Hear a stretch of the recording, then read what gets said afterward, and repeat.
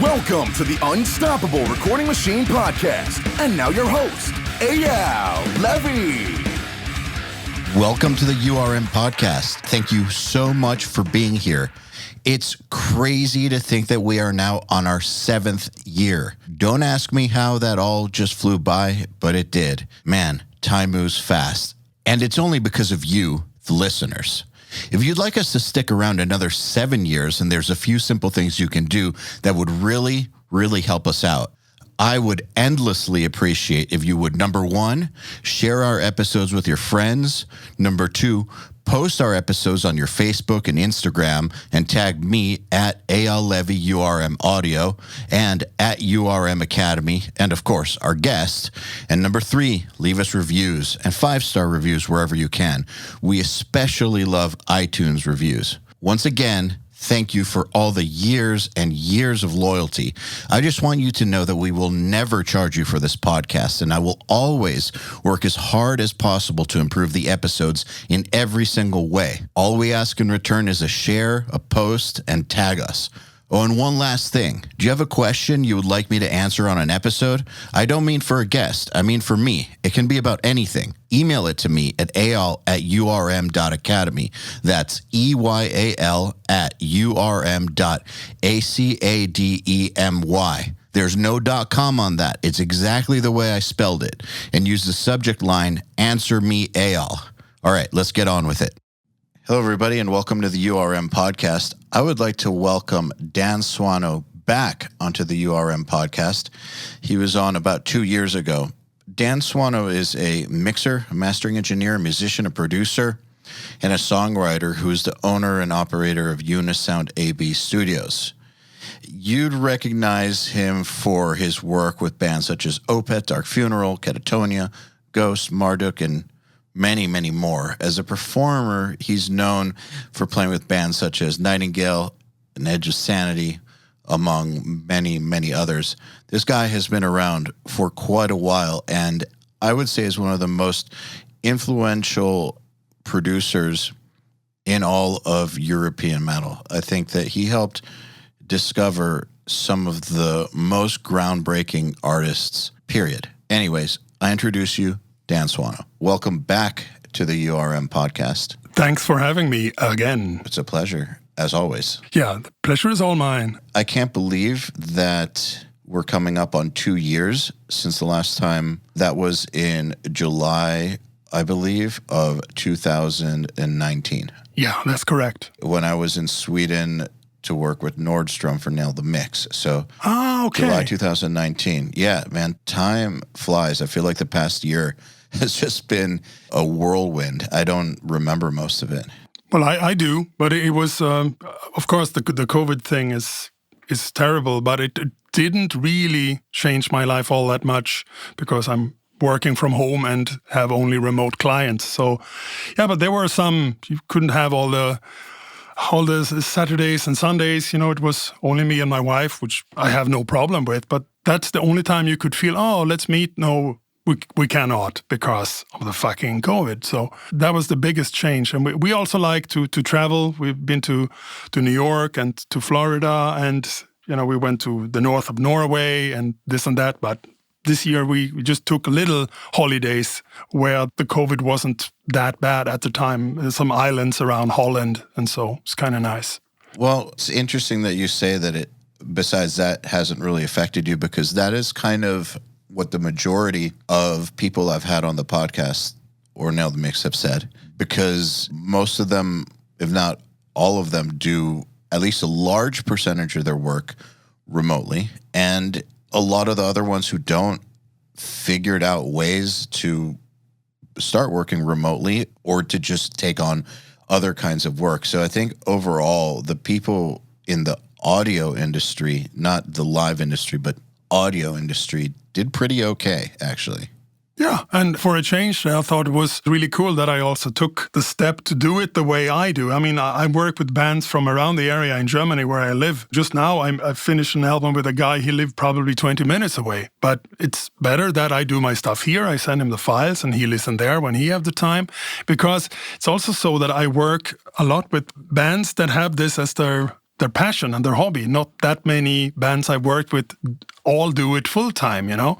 They are more into this, that they go to a studio and then they stay there and do their thing because, you know, that's a part of their whole thing. Then they go on tour and this and that. But I work a lot with people who have to squeeze stuff in. After the kids go to sleep, they will listen and write some corrections, you know, and this and that. So I knew already when I started again in 2004 in the autumn that this is possible. This have to be in some ways a parallel way to do it. I mean, the other way will go on, but I think this is, I just like it. I don't like having to make all the decisions on the fly, like when you have 5 people, oh, they're all, you know, all over the studio doing God knows what other than listen to what you are actually doing. I think it's better that we all focus, and I think a lot of records would have sounded differently or been differently if it wasn't for this way of everyone can take their time, you know, listen in the car. I feel way more relaxed now when a band say, yeah, it's ready, we're done. 25 years ago, I was terrified because I didn't really know if they really had listened in the car or, you know, at the friend's place or at the party until they get the actual CD. They could start listening around, you know, because they had like a cassette. And then it's, oh, I wonder what they think now because it is released. Now it's like when they say it's done and I send the DDP out, then I know it's turned out great. You know, they really did listen everywhere and everyone with a say in the mix have heard it the way it will be presented, you know, forever on streaming or whatever. So that is the way I love to work. It's very, very weird, the old way of doing things where people couldn't really actually hear the end product. And so in a lot of ways, you're expecting musicians to understand what they were hearing through your studio monitors. Yeah, and we all know that the old term sounded great in the studio. Either you didn't understand anything what was, because I mean I did not so many records in other studios, but I do remember that I couldn't really relate to any of the monitoring. Either it was like the super mega big 18-inch thing in the wall that blew your brains out, or they had small stuff like the early NS10s or the Oratones or whatever that just sounded like there was no bottom end in anything. And I was like, okay, this doesn't sound anywhere like my home stereo, you know, like this kind of middle ground. So actually when we mixed one of them, say, oh, we have to go to a hi-fi shop or some place where they have normal stereos with a cassette and listen. And there we heard tons of things that we needed to change in the mix, and we just went back and did it that way. Because, I mean, I did a mix or two in what then became Fascination Street, the first location. It used to be called Studio Kuling. And he had these super expensive ATC speakers in the wall. And I remember trying to mix some hardcore and punk stuff, and I had no idea. You could just like 15 dB bass. Okay, this sounds cool, and then not do that, and then, you know, just like crank everything. Everything worked. And I was like, how is anything supposed to sound? And I was not really doing the whole A-B thing back then, but it was like nothing was telling you this is wrong. And I remember the studio owner coming in at one point and said, well, that's a lot of bass. And I'm like, oh, okay, probably overdoing it here. But, you know, those big monitors, they can handle anything. You know, the monitors I was used to, they kind of gave in. You know, they started choking or started to sound terrible when you were doing stuff a little bit too much, you know. So I was super focused on trying to find a monitoring situation where I knew what I was doing. And then everyone at home, they have their car stereo or their hi-fi. And these days, I guess there's earbuds and headphones. And they can instantly say, that's too much treble or that's too much bass. And I just love that, you know? Yeah, it's funny, too. I think a lot of audio people talk shit about their clients listening on earbuds or whatever it is they listen to. But, you know, I don't understand what the problem is. If that's what they listen to everything through, then it doesn't matter how good or bad it is. All that matters is that they have a frame of reference that they understand. They know what's supposed to sound good on what they're listening to, right? Because they listen to every day. So I think that even if what they're listening to isn't the most hi-fi or detailed or high-quality method, that doesn't matter. They're not the engineer. They don't need that. All they need to know is, if they like it, does it sound competitive to what they already listen to every single day? is what actually matters, in my opinion. It's like having sometimes 4 or 5 guys out there with a clear reference that they may not understand it, but it takes a lot of time before you get that kind of reference as a mixer. You have some headphones, you have some speakers or some. But I used to go to the car a lot. I don't anymore. But that was just like, it doesn't matter what it is. You listen to other music there, and now you listen to the mix.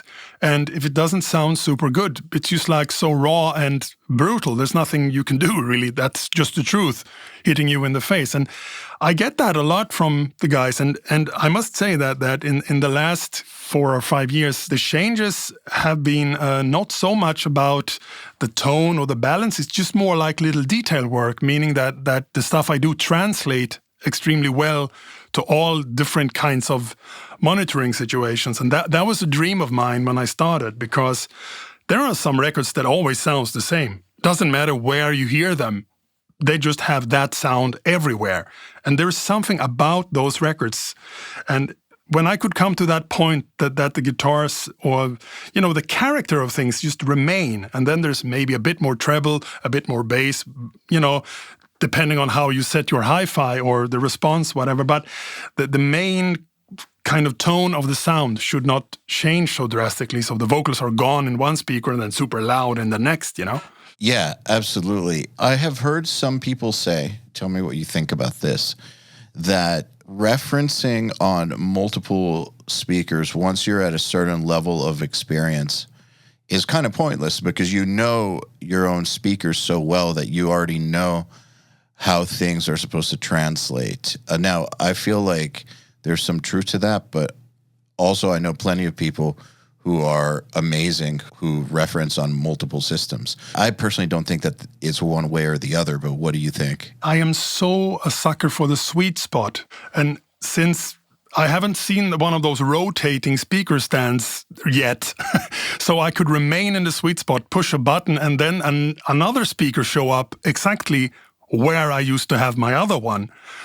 Then I could, because all the time you have then a bigger listening scape, or what you want to call it, because it has to be on the other side or above or under, or I used to work selling pro audio for like super many years, and I had sometimes like 8 different speakers, and it was super complicated to have this where you could click on a switch and they all changed, because when you place them so they look the coolest, one is like super narrow and one is super wide, or you could just place them in equal speaker, with the space being equal, but then the customer have to move a little bit to the right all the time. Okay, now move.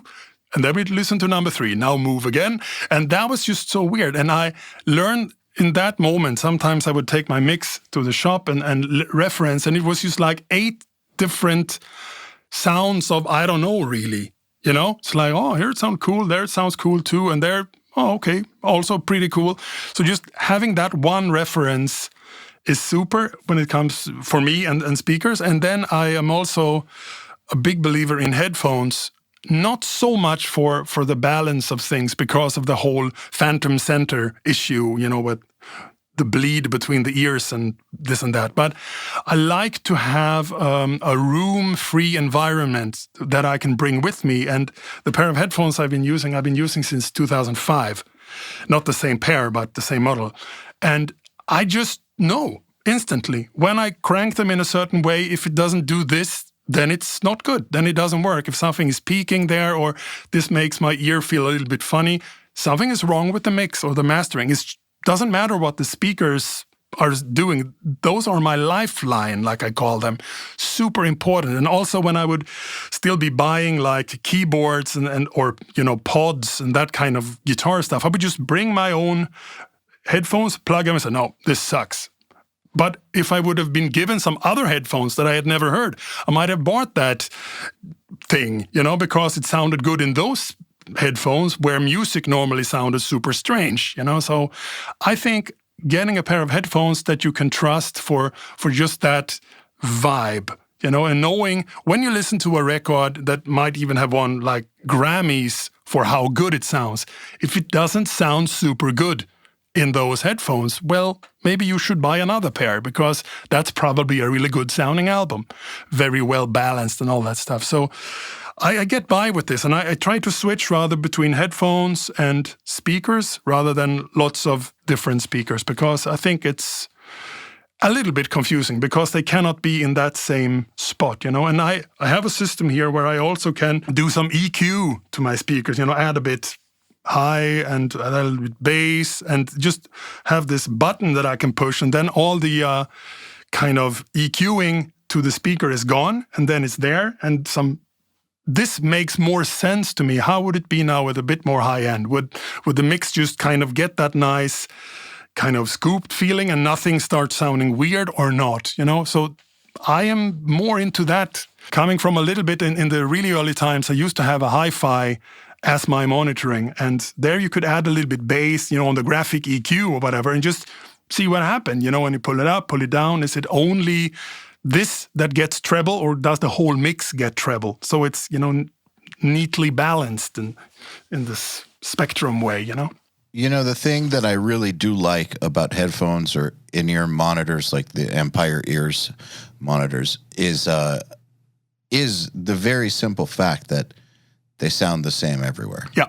That's a beautiful, beautiful thing, especially for people who travel to work, producers or mixers who do stuff in other people's studios all the time. I mean, the idea of not being able to have your own true north is kind of disconcerting. I mean, I feel like a really good mixer can make anything work, but really, really, really, once you're in other people's rooms and on other people's monitoring systems, you really don't know what the hell you're hearing. And one of the big advantages of a proper pair of headphones is what you said, is being able to have the same sound, the same everything, every single time that you use it. That consistency is amazing. And there are really good headphones and in-ears now. I think that there was a long time where the idea was you shouldn't do any of this kind of work in headphones other than to just check low end or something,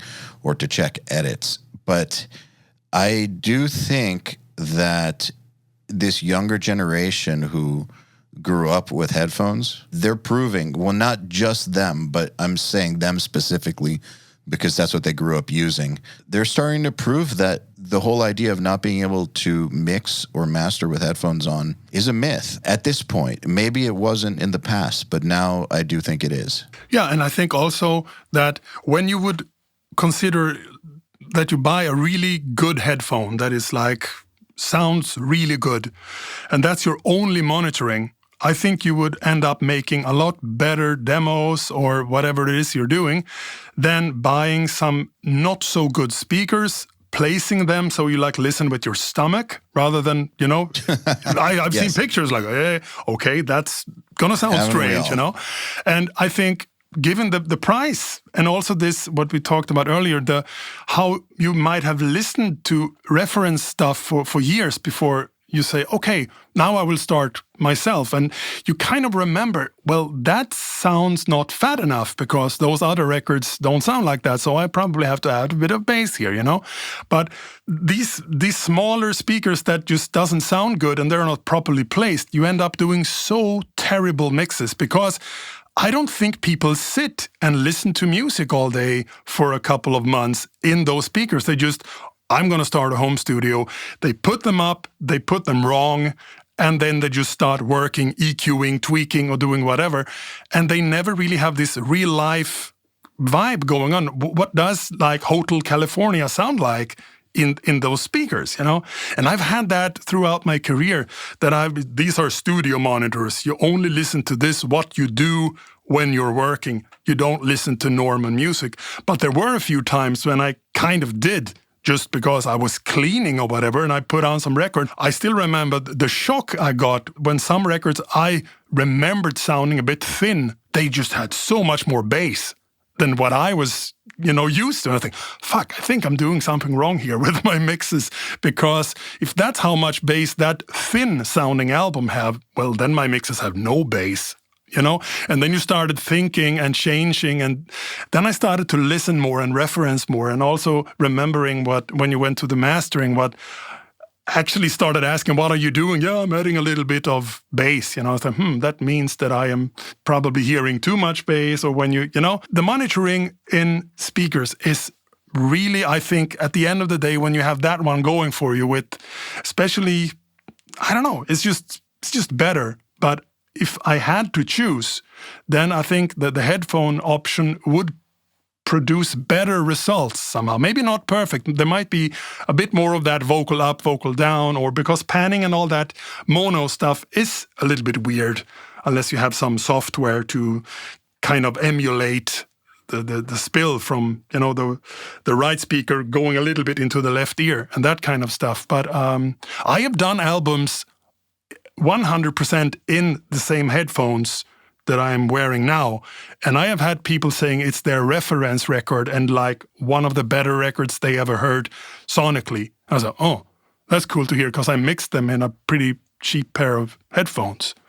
But I I did everything in these headphones and I just knew that's how a kick sounds, a snare sounds on all those other records. So of course, you kind of go for that. And I remember I had to check a little bit like the vocal balance or a solo, guitar solo, whatever. All that mono things had to be sometimes a little bit up or down. But general soundscape, I had no problem with that. Yeah, so recently with Remote Nail the Mix, which is what we had to figure out because of the pandemic, we have been encouraging the mixers to use headphones if possible. If they don't want to, they don't have to.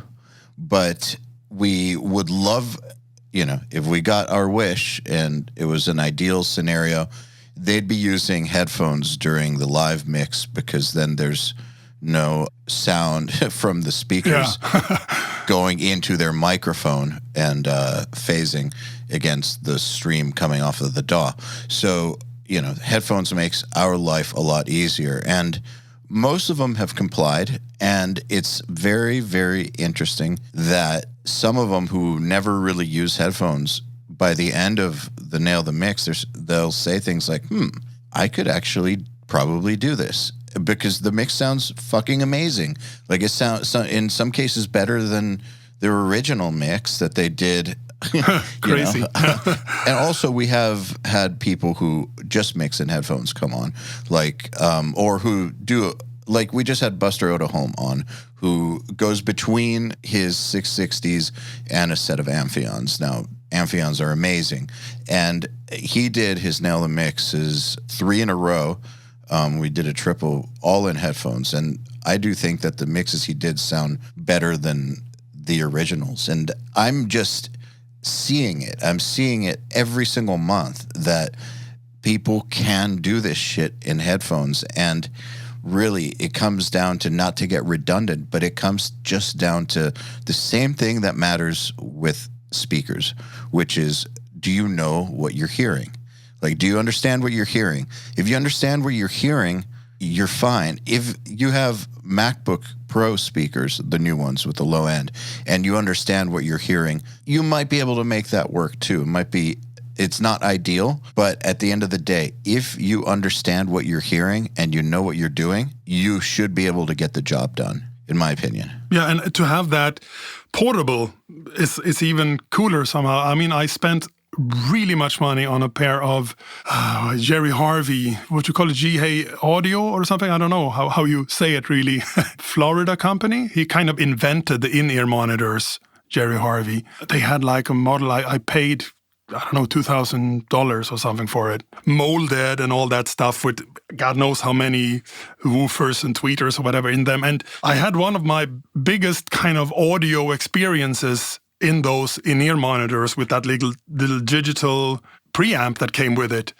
And I just couldn't know that sound could sound so good. And my whole skull became a subwoofer. It was surreal. But I tried and tried, but I could not mix with them. I love listening to music. I love listening to movies. You know, you have all those like 23 hertz things going on in the background. It was super interactive, but I just couldn't get somehow mixes to translate. They sounded good in the in-ears, but when you went to the car or, listen somewhere else, it just didn't work because they were a little bit too tweaked to sound good on stage when you're a performer, you know. And but that was really good sound. That was crazy, and I still have them. They don't fit really good because it's like my ear canals change or whatever. But still, for watching movies or just enjoying music, it's super. So when you can invest in something that sounds really good, but also you can mix in because they are not too notched or whatever in the upper mid-range, that's something I just recommend to everyone. Also a musician, to know that when they have an album mixed and they need to have some like reference stuff going on, they can A/B to other records, that they really know what they are listening to. That is super important. There's a company called Empire Ears that I mentioned earlier, and they have a model called the ESR, right? I guess the Mark II now, and they are flat. They're in-ears, and they're flat as fuck. And they're the only in-ears I know of that mixers that I know have been able to actually work with. Now, what's interesting is they make all different models of in-ears, and some of them have way more low end, kind of like what you described. And the model I have, since I don't really mix anymore, is kind of like what you said, like enhanced low end. It's great for movies and things like that, but the amount of low end, it was actually designed for drummers. Ah, okay. So a drummer helped them to reference and to make it sound good for someone sitting on stage. I mean, it's an $1,800 in-ear. It sounds unbelievable, but for mixing, maybe not so much, but their ESRs are actually flat. They are really, really, really flat. And definitely I know quite a few people who have been able to mix with them. They're so flat that it throws people off at first. But yeah, nothing is hyped, which is pretty amazing. It takes a while to get used to, but it's also... Yes, it does. It's also good to have one of those around, you know, and I remember also, like I was saying earlier, these super big studio monitors that are all built together with a control room, and I guess when you measure them, it's pretty flat. But back then, I was really used to more like a lot of bass, a lot of treble. Everywhere in your hi-fi was like full bass, full treble, loudness button pushed in, you know? And that's how you kind of knew sound. I never really heard what was like flat to a microphone sound, because the way our ears work, and also that you don't really hear bass, you feel bass, and then it's really a complicated sound. Until you understand the whole Fletcher Munson thing and why the loudness button is there and this and that, you learn, and then you realize, okay, but it's always good to have a flat starting point. Then you can do all the tweaks necessary for you to hear all the frequencies at all levels, because we all know that it's kind of a dynamic thing, you know, so it's not always working to have the loudness button pushed in, but at lower levels it's actually making the sound flat to you. But when you would put a measurement microphone there, it would look really, really weird. Yeah, exactly. And I guess another thing too is I do encourage people to treat their rooms, but let's be realistic. Most people getting into audio now are in rooms in their house or apartment, right? That's just the way it is. Most people listening to this are working in their house or apartment in something that was a bedroom or is a bedroom, or in their basement, something like that. And there's nothing wrong with that. There's tons and tons of people at the top levels who do that. So where I'm getting at, though, is that to be able to design a studio and to take into consideration its acoustical properties and to build it from the ground up the way it should be for listening properly, like the way Chris Crummett did or Andrew Wade did, or, you know, some people do, like I think Will Putney just did it. You can do that, and that's awesome. And, you know, when you get to that level, that's great. But there's a lot of people who would prefer to just, you know, mix out of their house or whatever. And so if you're dealing with converting a room into a listening environment, yeah, you can put up the panels and all that, but it will never be a perfect listening environment. No matter how many panels you put in there, it will never be a perfect listening environment. And so you'll never have true flat in there. All that does is make it that much more important to, A, try to get some sort of way to listen to true flat which is through in-ears like that, maybe, and learn the shit out of what it is that you do have in front of you. Because if you learn your speakers, you can make it work in the most horribly treated scenario. For instance, my business partner, Joey Sturgis, always mixed in an untreated bedroom. All those gold records he has were done in like the shittiest acoustic environment. But the thing is, he knew exactly what he was hearing. And I think that that's kind of the moral of the story, I think, with our conversation so far, to me, is learn how to figure out how to learn what you're listening to and recognize it. Absolutely. And it's, some people have their references. It's like they hear in an instant. I've come to this point now where there's this like subconscious thing, I get something to mix or something to master. And that first thought within the first 5 seconds, that's too bright. That's too dark. And then I was like, oh, but maybe it isn't, And then you start working with it. But it's never wrong. You have that, here it's so fast what's like the problem or what needs to be done. And I guess that's also what the mastering guys have that sit in the same rooms for a long, long time. They just have this kind of muscle memory for, I remember when I was still going to other mastering rooms, they would just put the DAT tape in and they would within 10 seconds start with their EQ knobs, like some old stove, like cluck, cluck, cluck, cluck. Okay, this needs a bit of this and da, da, da. It's like they just knew it. And I was like, okay, I had no reference there whatsoever. They could have done all weird kinds of things. And I would just, that sounds, I don't know, better or different. I have no idea because I never had any headphones or whatever to bring, And I remember at one time I was in a really big studio and I asked, if I could just connect my headphones to like the big console. I said, no, this one doesn't have a phones jack. It's like a real console. Okay, so what I can do, and then had to get a headphone amp and connect this to the patch bay. It was super complicated. I had no idea what's going on here unless I can like easily connect my headphones in the control room and like A/B and this and that. But that's not how they did it, Well, they didn't need to because they were used to it. Yeah, because headphones, you don't use headphones in a super expensive, big-ass studio control room. End of story. That's what you use in there where you do the recordings, So I think, that's changed a little bit over the years. Man, it's all changing. But I actually feel like it's for the better. These changes we're discussing and the changes I'm seeing in technology are for the better. I think that it's a beautiful thing. What you can do now with these tools it's a beautiful thing. I just think back to how hard it was to do audio in the past or learn audio in the past or get things to sound good in the past.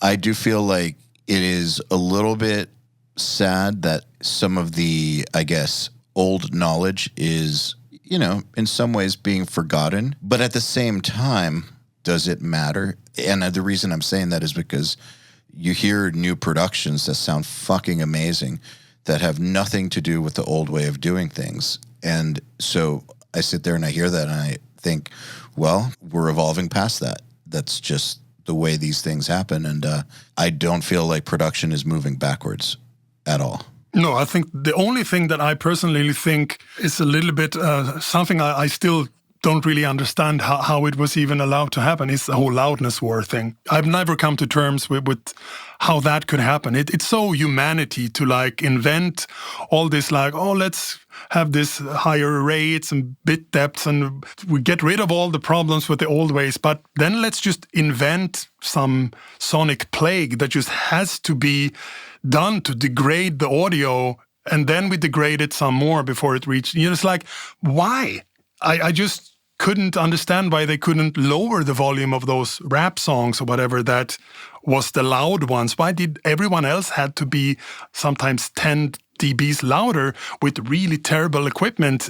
And then just the idea to make every other thing as loud as that, even if it meant that it sounded terrible, that was okay. And the whole industry is like, okay, that's what we have to do now.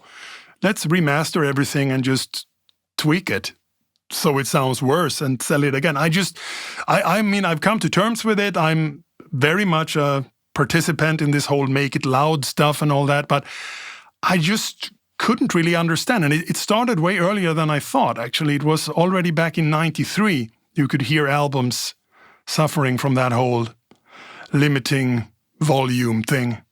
That's really the only thing that bugs me now is still the loudness war. And people say it's gone away because of streaming, but that's so not true. And the world of metal is as alive as ever, I'm afraid. So what I think is different now is that a lot of people care less about it. And I also think that people are figuring out how to work within it. But I agree, it hasn't gone anywhere. And it's one of those things, I wonder really what can be done about it, because I think that it's something that the clients want, right? The musicians want that. The musicians want that, and it seems like the audience wants that. They get tricked by the volume. And because those two parties seem to want that, I don't see it going anywhere. No, it's. I've tried to educate people, since I think in 2013, I started to do an FDR, like full dynamic range version of every mixer, every mastering I have done. And I sent it to the clients, and somehow I don't know what to do with this. But what is this? I said, yeah, that's the best sounding version of your album. No, but the volume is, I said, yeah, but, and then you try to make them understand, but they just don't. And some don't even understand. They think it's a choice that the volume can either be this or that, and I chose to make it a little bit less loud. No, you are sacrificing things to make it louder, but they don't really get that. And it's really, really hard sometimes, because it is so that it needs to be up there with their previous album or the other album, there's really no easy way to get out of it. And it seems also that the more limited things are, the streaming engines will play back things at different volumes too, because it's a normalization process that feels peaks inside the material that, of course, when there are no peaks, because it's all like looking at a piece of duct tape on the screen, that is going to play back louder when normalized, because the algorithm is not feeling snare peaks or, whatever, transients.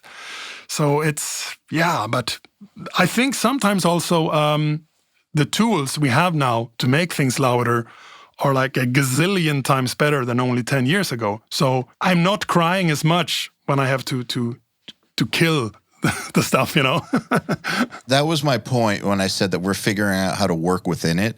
The tools are way better, and people's skills are higher now. I will say, too, that I learned the hard way that the loudness war is not a hill that I want to die on, because on my band's final record, the self-titled Doth album that came out in 2010, I was very much wanting to make a statement for a natural-sounding mix with a super dynamic master, very few drum edits. I wanted to make something that was just fucking real and over the top, and did that.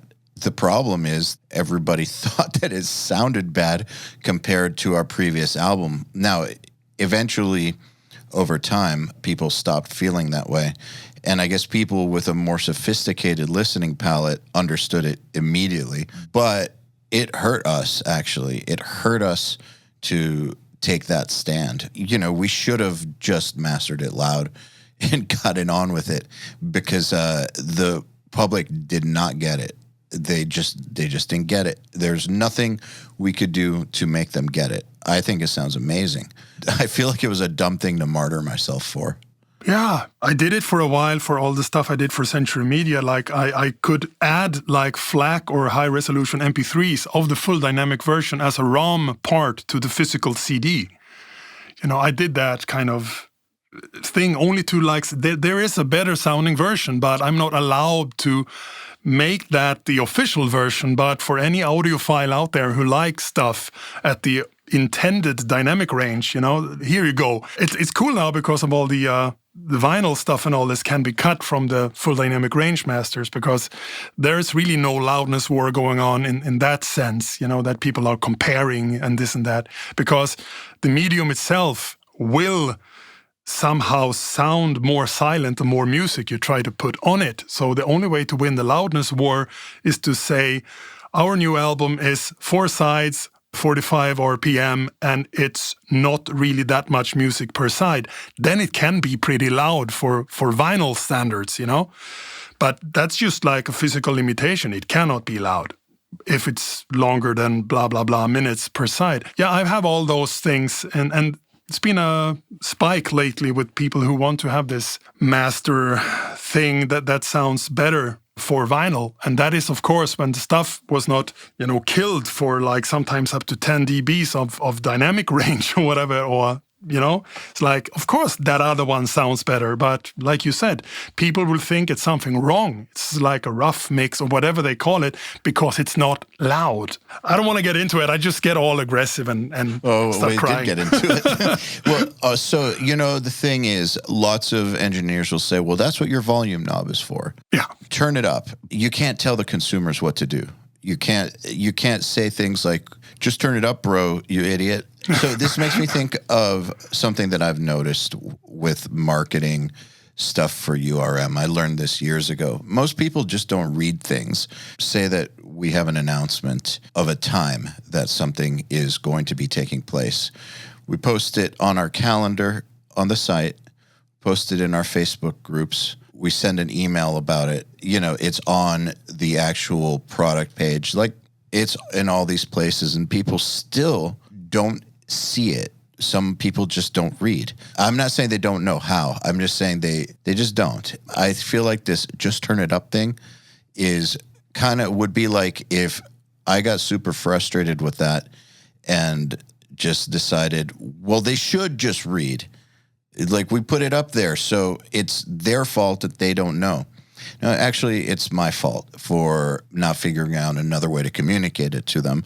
But I feel like this, just tell the consumer to turn it up. That's what their volume knob is for. It's like, yeah, sure, but they're not going to do that. So it's kind of a dumb argument. You can't tell them what to do. And they're not going to understand that this is quieter because it's supposed to sound better and I can just turn it up. They're just going to hear something in the middle of a playlist that's different. Yeah, I've tried for like 10 years, to educate people and to appreciate them and this and that. And yeah, it's kind of a dead end, But I think, like we said before, the tools have gotten better and you learn some tricks along the way. And I think there are ways to make stuff, not maybe this super mega DR4 loud without any super sacrifice, but I can get stuff a few dBs louder now without even hearing that I am doing something negative to the audio than, 5-6 years ago. So it's a part of my daily life. I make stuff loud all the time, and that is so. But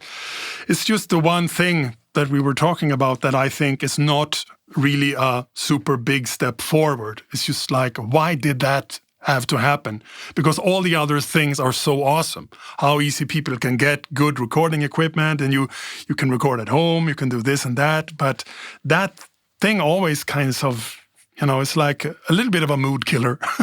I think it's like any other advancement. Anytime that you have an advancement, a technological advancement, there's going to be both the good sides of it, what it allows you to do easier or faster, and then there's going to be the unintended consequences. And I think that that's true with any sort of evolution. There's always going to be some dark side to it. No matter what, there's nothing on Earth, in my opinion, that's been invented that doesn't have some sort of a drawback to it, because we don't live in a perfect world. And so I do think that that's one of the drawbacks to how things have gone. But I think that the overall big picture is a beautiful one. Yeah, it is. Yeah, I love the fact that we don't have to go to a $3 million room just to get work done. No, it's super cool. Beautiful. It's really, really cool. Yeah. And if you do go to a $3 million room, that doesn't mean it's going to sound better than something that's done on a laptop. It's crazy. The price difference of the equipment has zero bearing on the final result, in my opinion, at this point. The only thing that matters is the skills of the people working on it. And that's a beautiful place to be in, I think. Definitely. And I think sometimes when you try to make the wrong kind of music, in the wrong kind of setting, this super large console and all these things, and all you do is this kind of electronic stuff. I think that stuff is better done in the box, just adding stuff together. You don't need to do all that other stuff that you might get a better result when you want to do some like old sounding stuff, like some country album that should sound like it was done in the 60s. Yeah, you might get something from a big studio because that's what they were using back then to do those albums, But now with some of the stuff I hear on the radio here, the commercial channels, I think you don't need anything to do that. Sometimes it sounds like it's a synthesizer and a drum loop and then super processed vocals with some kind of Melodyne, autotune, robot thing going on. That's how you do it. And it seems to be working because they're playing that fucking song all the time on the radio. The vibe that can happen when you are like 5 dudes in a room playing together, recording live. And I heard a podcast the other day where they say that you should buy a console because the clients you are after and also the A&R guys and the label X, from this big corporations, they want to have a console in a studio. Doesn't matter that you use maybe only like the talkback and the stereo channel. When they come in here, they will go and look for the studio because this to them does not look like a studio.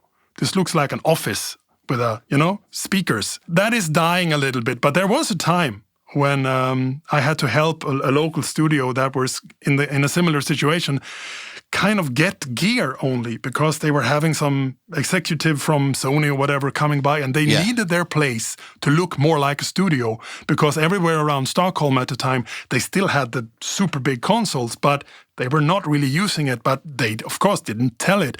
And that was the thing. They came through the door. Wow, this is a real studio. And they went up. Do you know what all these knobs are for? And this kind of stuff. And sometimes, I would be a little bit, you have your car fixed and you come into a room and there's no like car fixing equipment, only a laptop, which probably could actually repair a couple of cars in these days. But you would say, where's all the car fixing equipment? We don't need that stuff anymore. We do all here with an Ethernet cable. So, okay, that would probably feel a bit strange. And that's how they see recording. It must have this big console. I don't know what podcast that was, but I think that they are living in the past with that idea. Now, first of all, I know exactly what you're talking about, and I used to call it client appeasement. Like certain pieces of gear were there for client appeasement, specifically for when an A&R guy would fly to town, exactly that, or when a band is coming to check out the place for the first time. This was something that I thought about all the time. Back in the 2000s.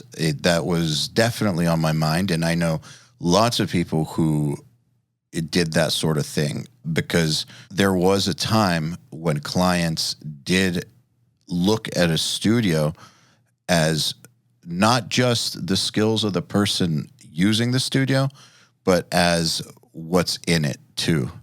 But man, I don't think I believe that that's the case anymore. And I'm saying that because I know so many people now who are getting work and getting great work for labels and for great artists who don't have that kind of setup. They do just have a computer and some speakers. And some of them have no outboard. Some of them have a lot of outboard. But my point just being that whole idea of you need the console, you need all that stuff. I think maybe that's not so much the case anymore. Just think about this too. The A&R people at this point in time have been taking demos from people who work in their bedrooms and make amazing stuff for well over a decade now. And they've been working with producers and mixers who come from the bedroom world who make amazing stuff for well over a decade now. So they're getting used to it too. So I'm not sure I agree that it matters in the same way that it did. Now, of course, it's always impressive to walk into a room and see the SSL and or the Neve and see all that cool shit. Yeah, there's something to it, but I don't think it's necessary anymore. I think that was more like how it used to be, because they were visiting some guy and he had now the new place was like all in one room, total chaos, and it was more about getting a vibe and having instruments around and, you know, making everyone feel comfortable. But there was a time when a studio had to be in a certain way, or it was not a studio, end of story. Yes. I've been away from that for super long. I did it already before. I got one of the first small digital consoles, and everyone was like, oh, what's that? You know, like a typewriter or what? So no, it's a digital console. You can program it with flying faders and that kind of stuff. And they had never seen such a thing. And I just loved it, because that was what I needed to do all that kind of super intricate black and death metal stuff then there. That was super easy, you know. And then all I wanted was to move that into a computer. And that wasn't until, I don't know when it was really happening, when it was happening and it was sounding okay, was the first UAD card that I bought for a lot of money, when it only had like 3 plugins. That was the first time you could feel that you could mix in the box and it actually sounded really good. And that was also a really, I think, 01 or something like this, around the turn of the century then. If I could do all in the box, that would be so good. But up until then, you needed to have like a digital console or, you know, one of those Yamahas or whatever, just because they had better internal processing than the computers at the time, and they could run a couple of Waves plugins, and then it would be over. You know, 1C4, and it was like, oh, here we go. Yeah, man, I remember I had a Control 24 for a while. Yeah. Which, as you know, is just a glorified mouse. But even that did great for client appeasement. Like, it didn't have to be an SSL. They just, you know, they just liked Vegas mode. so they were easily tricked by things like that, and they wanted to be tricked by things like that. But I'm not so sure that people are tricked by that kind of stuff anymore. And here's part of why. So I remember when I went to the studio the first time when I was 14, and, you know, we're recording on tape, and I didn't know anything about this stuff. And so everything that the engineer was doing was magic. It looked like an airplane cockpit. Like, I didn't know what anything did. And the fact that this person knew what all those buttons and knobs did, and we heard our song coming through the speakers the best we've ever sounded, that was very, very magical. But if I had a way to record at home with like EQ and compressors and amp sims and all this stuff, suddenly that's not so magical anymore. So, and everyone has access to that stuff now. So the magic of going to a studio and watching someone just turn some knobs and know what everything is, I don't think that impresses people anymore. Now, of course, you go to Andy Wallace's place, right, and watch him work some knobs. There's magic because he's Andy Wallace, but it's not because of the gear, in my opinion. Some people still prefer this to be together in the same room, and the room is bigger than a garage, you know, like this big live room things. But also the budgets don't really allow for anything, maybe 2 days of drum recording, and then you've blown a big chunk of your budget, and then you have to do the rest for free at home or something like that. So it's a different time, and I think I would be suspicious sometimes when people have too much old consoles and too much gear and all that stuff, and they cannot really do a recall. I think would maybe be more damaging to the situation than how much better it would sound, you know, because recall is a big thing these days. What people expect sometimes is crazy, but I have a total recall since a long, long time, and I can do it, and I'm super careful also with what I update and not, so I can open a mix from 2 years ago without any missing plugin, without anything saying anything, and just tweak that thing they want and do it. You know, it happens all the time. People need, I don't know, stems or backing tracks, or, oh, we want to mix this new album with you, but we want exactly the same sound like the other album you mixed for us. I say, okay, why not just replace the files and make it a bit cheaper? And it's working all the time, and it's really a cool thing. And imagine to do that with a big console and a lot of output. And I never felt that it sounded that much better than what you could do with other gear. It's not like this insane difference, And because then I would probably have tried to stay with the gear, because I do like it when stuff sounds great, but I could never motivate the bank balance difference, The idea of it sounding better, I think, is also kind of flawed. And the reason I say that is because with analog gear, it doesn't even sound the same as another piece of analog gear that's the exact same model. So you don't have an accurate way to judge. So there could be one piece, one version of a compressor, like that one unit that sounds fucking amazing, but that's not the same 1176 that is in somebody else's studio, or that's not even the same. Say they have 3 1176s. All 3 of those aren't even the same. No. So there's no actual way to judge or measure the quality level of this analog stuff. Now, the only thing that matters, and this is really important, and actually a guy named Josh Schroeder, who did Nail the Mix in February, he's a very, very intelligent, philosophically minded producer and mixer, and I agree with what he's saying. He likes the analog stuff because of the types of thought processes that it inspires. Something in that workflow triggers you to do things a certain way, which produces a certain type of result that he likes. And so to me, that, if you're going to make an argument for any type of gear or any type of workflow, that's the best argument right there. The argument that this allows me to do my best work. When I work with this kind of gear, turning knobs or whatever, it triggers something in my brain which allows me to do the best stuff. I experiment in ways that I wouldn't experiment in the box or whatever. If that's the argument, then awesome. But then again, that's a completely individual, personal argument. And someone could say the exact same thing about a DAW that they use, that something about working in this DAW with X plugins and X workflow just works for me creatively, and that's why I use it.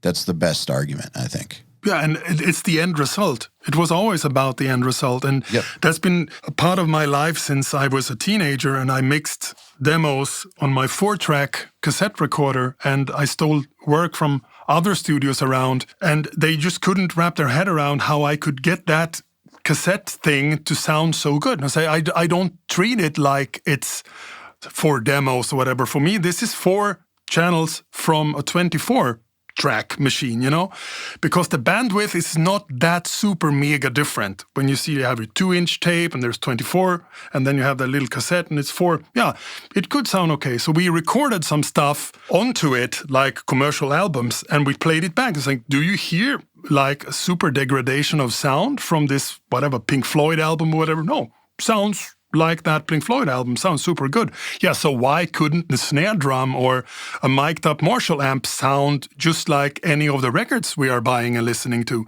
Everyone was like, oh, it's only a cassette Porta Studio, it will sound shit whatever you do. Yeah, when you treat it like that, it will. Trust me. But when you have a really good microphone and you take great care of, getting good source tones, I'm still remixing stuff from that 4-track stuff, and it sounds great. All the drums are on 1 track and, all that stuff, but it sounds really good. And I think you just have to respect whatever you're recording too. I mean, I grew up with sound on sound, which you had to balance everything and you had to play the whole song through. And so for us, 4 tracks was like, wow, like a revelation. You could actually punch in and punch out and raise the volume up and down later and do reverb only on this and that. And when you went to 8-track to 16 and all that, that's super cool. You just have to make sure that the end result doesn't sound like in any way that people can start asking, oh, that's just a crappy demo studio. When a 4-track cassette porta sounds like it is an actual studio recording, that's all that really matters. How you did it, that it's completely unnecessary knowledge, It sounds great, cool. That's it. Yeah. I mean, who are the only people that care about how you did it and judge how you did it? There are other engineers who had nothing to do with you making the record, right? And who probably don't buy the record, who probably don't even listen to that band. Yeah, that's true.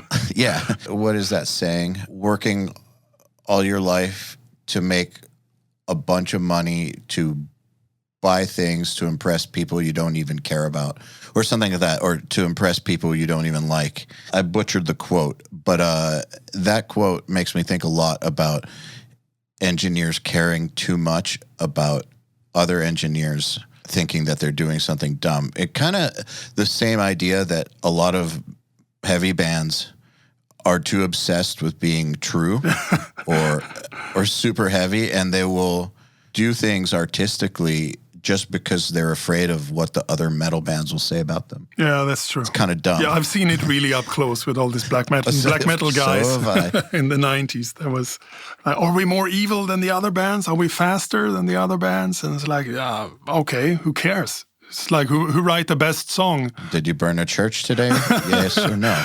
We've got a checklist here. You didn't burn a church. It doesn't matter. Nope. Hey, everybody. If you're enjoying this podcast, then you should know that it's brought to you by URM Academy. URM Academy's mission is to create the next generation of audio professionals by giving them the inspiration and information to hone their craft and build a career doing what they love. You've probably heard me talk about Nail the Mix before, and if you're a member, you already know how amazing it is. At the beginning of the month, Nail the Mix members get the raw multi-tracks to a new song by artists like Lamb of God, Angels and Airwaves, Knock Loose, Opeth, Meshuggah, Bring Me the Horizon, Gojira, Asking Alexandria, Machine Head, and Papa Roach, among many, many others. Over 60 at this point. Then at the end of the month, the producer who mixed it comes on and does a live streaming walkthrough of exactly how they mix the song on the album and takes your questions live on air. And these are guys like TLA, Will Putney, Jens Bogren, Dan Lancaster, Tui Madsen, Andrew Wade, and many, many more. You'll also get access to MixLab, which is our collection of dozens of bite-sized mixing tutorials that cover all the basics, as well as Portfolio Builder, which is a library of pro-quality multi-tracks cleared for use in your portfolio, so your career will never again be held back by the quality of your source material. And for those of you who really want to step up their game, we have another membership tier called URM Enhance, which includes everything I already told you about and access to our massive library of fast tracks, which are deep, super detailed courses on intermediate and advanced topics like gain staging, mastering, low end, and so forth. It's over 500 hours of content, and man, let me tell you, this stuff is just insanely detailed. Enhanced members also get access to one-on-ones, which are basically office hour sessions with us, and Mix Rescue, which is where we open up one of your mixes and fix it up and talk you through exactly what we're doing at every step. So if any of that sounds interesting to you, if you're ready to level up your mixing skills in your audio career, head over to urm.academy to find out more.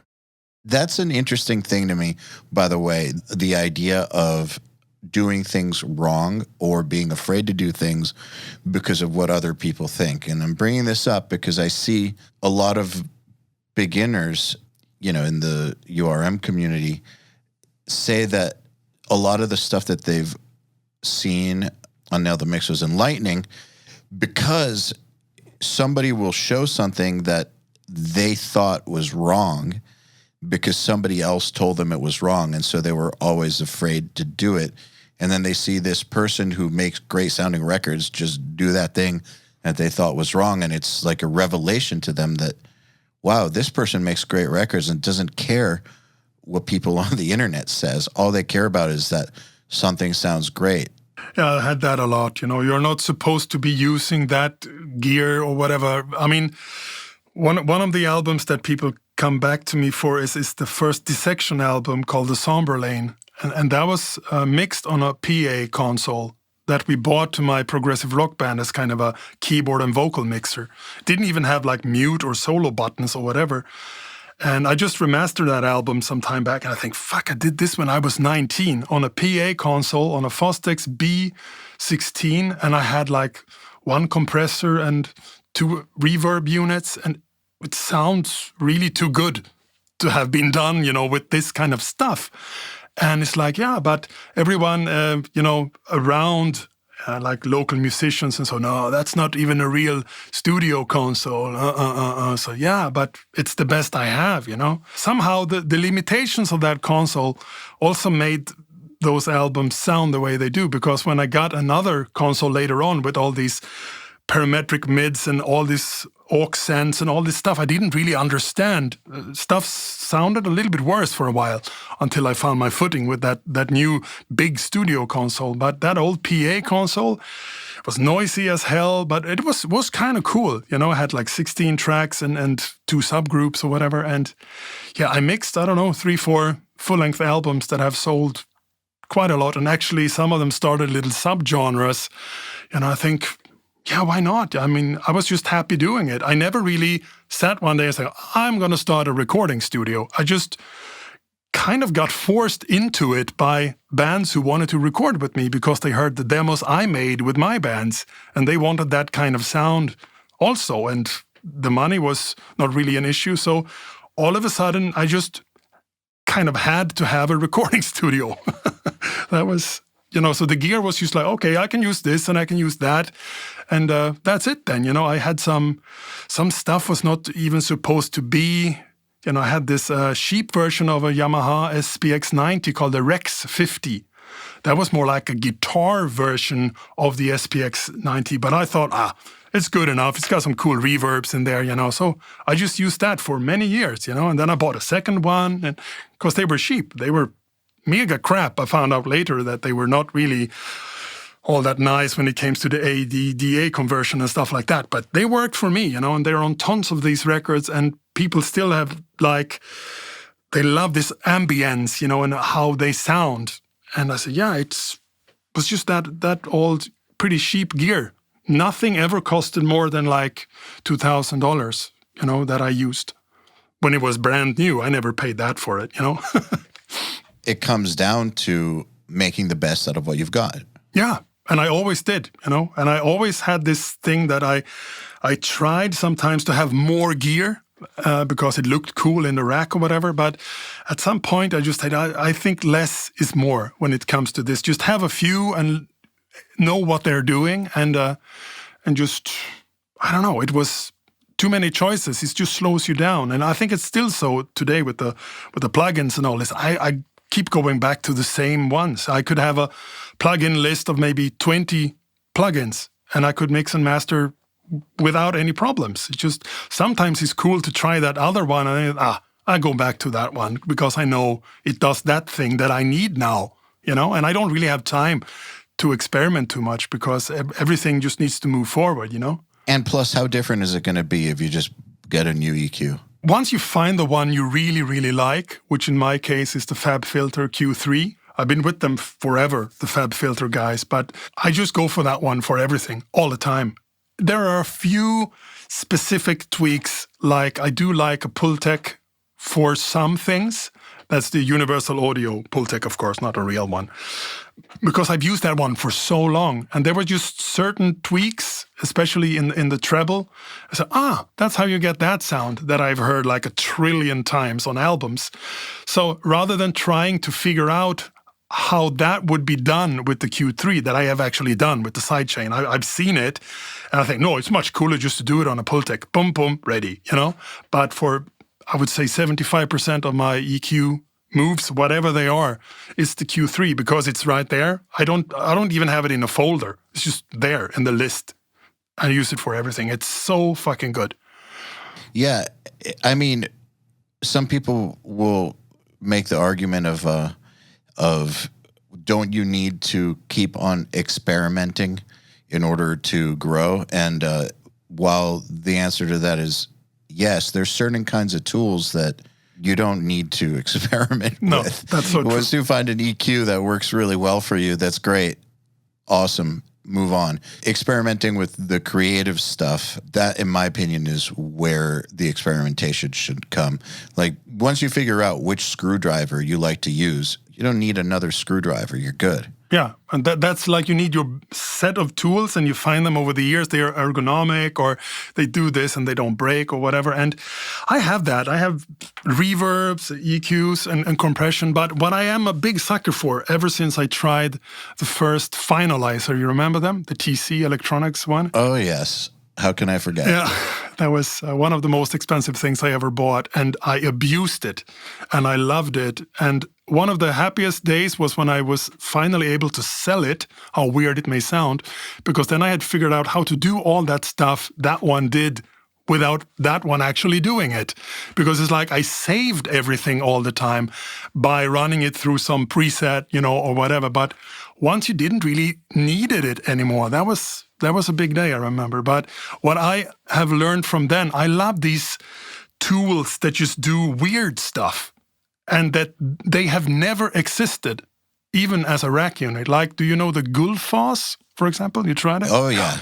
That thing just Amazing. blows my mind every time. And I use it on pretty much everything you shouldn't use it on, to do stuff it's probably not supposed to do. But it does it better than the stuff that is supposed to do that kind of stuff. And I just like, wow, is there anything this thing cannot do, And they just came with a new update with all the stuff that I felt was like, maybe it could do this. Now it can.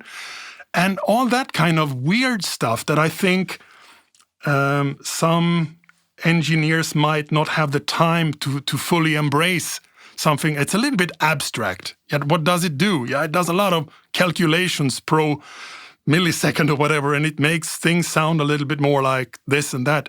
But I just went all in with that one, and I can use it for so much cool stuff. And that's probably where I am a little bit different. I'm more adventurous when it comes to those, what is it, plugins, the weird ones, and then I am super strict with all the meat and potato stuff. Then I know it, and it's just a little bit less and more of whatever, I know by now all the digital versions from Universal Audio of the classic stuff. I know when I feel like a Fairchild, I feel like an 1176, I feel like an LA 2 or 3 or, that stuff. Because that just works for some stuff. But I like that other weird stuff too. Like you keep finding new ways to do stuff. And that's where I am a little bit more adventurous. And it keeps me interested in when you give someone with really good like programming skills, just like a clean slate, do something that doesn't exist, that will make my life easier, but doesn't really sound like, oh, he's been using that one, because it leaves like a sonic footprint or whatever. Just make my life easier. And that is just one of them that I think it's amazing. I call them future plugins because they do things in a way that is just brand new, which I think is amazing. Soothe is another one of them. Yeah, I've been using that one also since like version 1. They just keep updating and doing this stuff what I want them to do. And I think also the sibling, the Spliff or Spiff or whatever it's called, it's also super cool. This anti-soothe thing that just adds spank and weird stuff and can remove clicks and pops. And yeah, I'm using a lot of those weird things. But I would say maybe I abuse them or do what they're not supposed to do, or I dig really deep into the edit and just use them as a de-esser, but the best one ever, rather than what they say you should be using it for, Yeah, well, they know what it was designed for, but you can rely on the manufacturer to understand what it was intended for and how to use it in the way that it was intended for, which is really, really cool. But the manufacturer doesn't have the luxury of using it on thousands and thousands and thousands of works and albums or songs or masters or whatever. They don't have that luxury. And so they're not going to figure out these out there ways to abuse it that really, really work. The people who are going to figure that out are going to be people such as yourself who are coming up with these interesting use case scenarios that are kind of off the wall. And that's actually why I think that a lot of the stuff, for instance, that's covered like on Nail the Mixer URM is not stuff that's taught in normal schools. And that's because it's not the kind of stuff that's found in the manuals. The stuff that I think a lot of metal mixers and producers, mastering engineers have figured out has come through doing things quote unquote wrong, or through abusing tools, or figuring out ways to use a tool in a way that it wasn't intended for, but that works really, really, really well. They figured that out because they were on the quest for making something, crushingly heavy or whatever it is that they were going for. This knowledge comes about through just trying things in the field and eventually figuring out new methods that really, really work. And you won't find them in the manual. The manufacturer might not even know that you can do that with it. Yeah, I've had a lot of those. And the latest is a company from somewhere in Asia called Aeon Waves. And they are doing a digital version of the Dolby and DBX noise reductions. And I was doing a lot of tape transfers, and I just realized that when it's recorded on one machine and then played back on another, sometimes, the noise reduction don't seem to be doing what it should be doing. It's like eating too much of the material. You can clearly hear it working with the expansion that it's doing, So I just say, okay, fuck, I'm going to transfer all these tapes with my own music without the Dolby C. And then I'm going to figure out a way to replicate what the Dolby C did in the digital domain later. I just did it. And it got, of course, a bit brighter, but really that nice, punchy sound that I really like. And then just happened to find this Aeon Waves. They say they have an app where you can actually encode and decode Dolby and DBX stuff. Exactly this, what I was looking for. But it also turns out that when you buy the app for like 15 euros, you get a VST3 plugin. And I was like, wow, that's cool. I can have it on each track of these 16 things, and you can experiment with it. And it turns out that that's one of the coolest plugins I have discovered in the last time, because you can do that famous Dolby trick, that the guys were doing already in the 80s to get that airy, nice top end on vocals and all that, where they did something weird with the Dolby cartridge and all that stuff. But this is really the Dolby B and the Dolby C and the DBX 1 and 2 in a really good modeling, because when I put that stuff on the tapes that I've recorded myself and heard like a million times, it's actually doing exactly what it should be doing, but I can set the threshold later. So it is as if I could go in there with a little screwdriver and start experimenting with adjusting the noise reduction on my Fostex machine, which I am not going to do because I don't understand it really. And to do that in the digital domain is just so cool. You can do it with automation, because some stuff actually sounds better without the noise reduction on it, even though it was encoded with it. It's just got brighter, and some stuff sounds fantastic. And of course, it's noisy. But then when the noise starts creeping in, you automate the threshold. So then you have a little bit more of the noise reduction that it was recorded with, but of course, as a code in a plugin.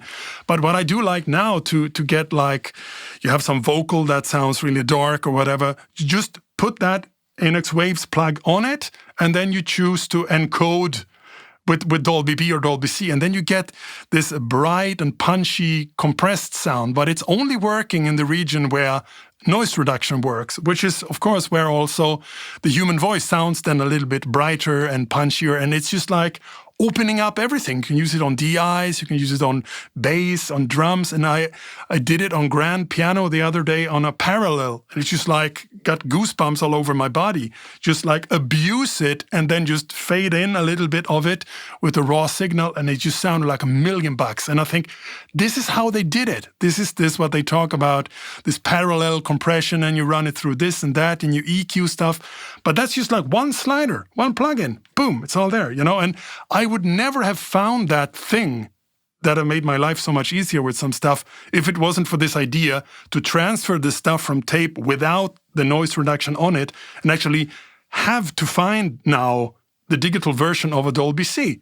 And the first time I Googled for it, I found a plugin called Satin, which is a super good tape thing. They have also the Dolby and the DBX, but they do not have the Dolby C, which is, of course, the ones I'm using, and that's different from Dolby B. So I had to go on searching, and after Googling like a maniac, I found this Aeon Waves thing, and that is the kind of thing that I like to do. And then I have used it on anything like in parallel to get overheads to open up a little bit, and this and that is just such a cool thing, and it's like 15 euros. It's like, okay. Really cool. That's a perfect example, actually. Yeah, and that stuff has happened to me all the time. I buy something because I think I'm going to need it to fix one problem. But that's the only thing I never got to fix with it. But it's been fixing 50 other problems for me since, because it turns out you heard it too much when it was doing this, what they said it could. Yeah, but it was super good to do things maybe in the low end rather than in the high end, because it was sounding a little bit like static when you used it too much in the high end.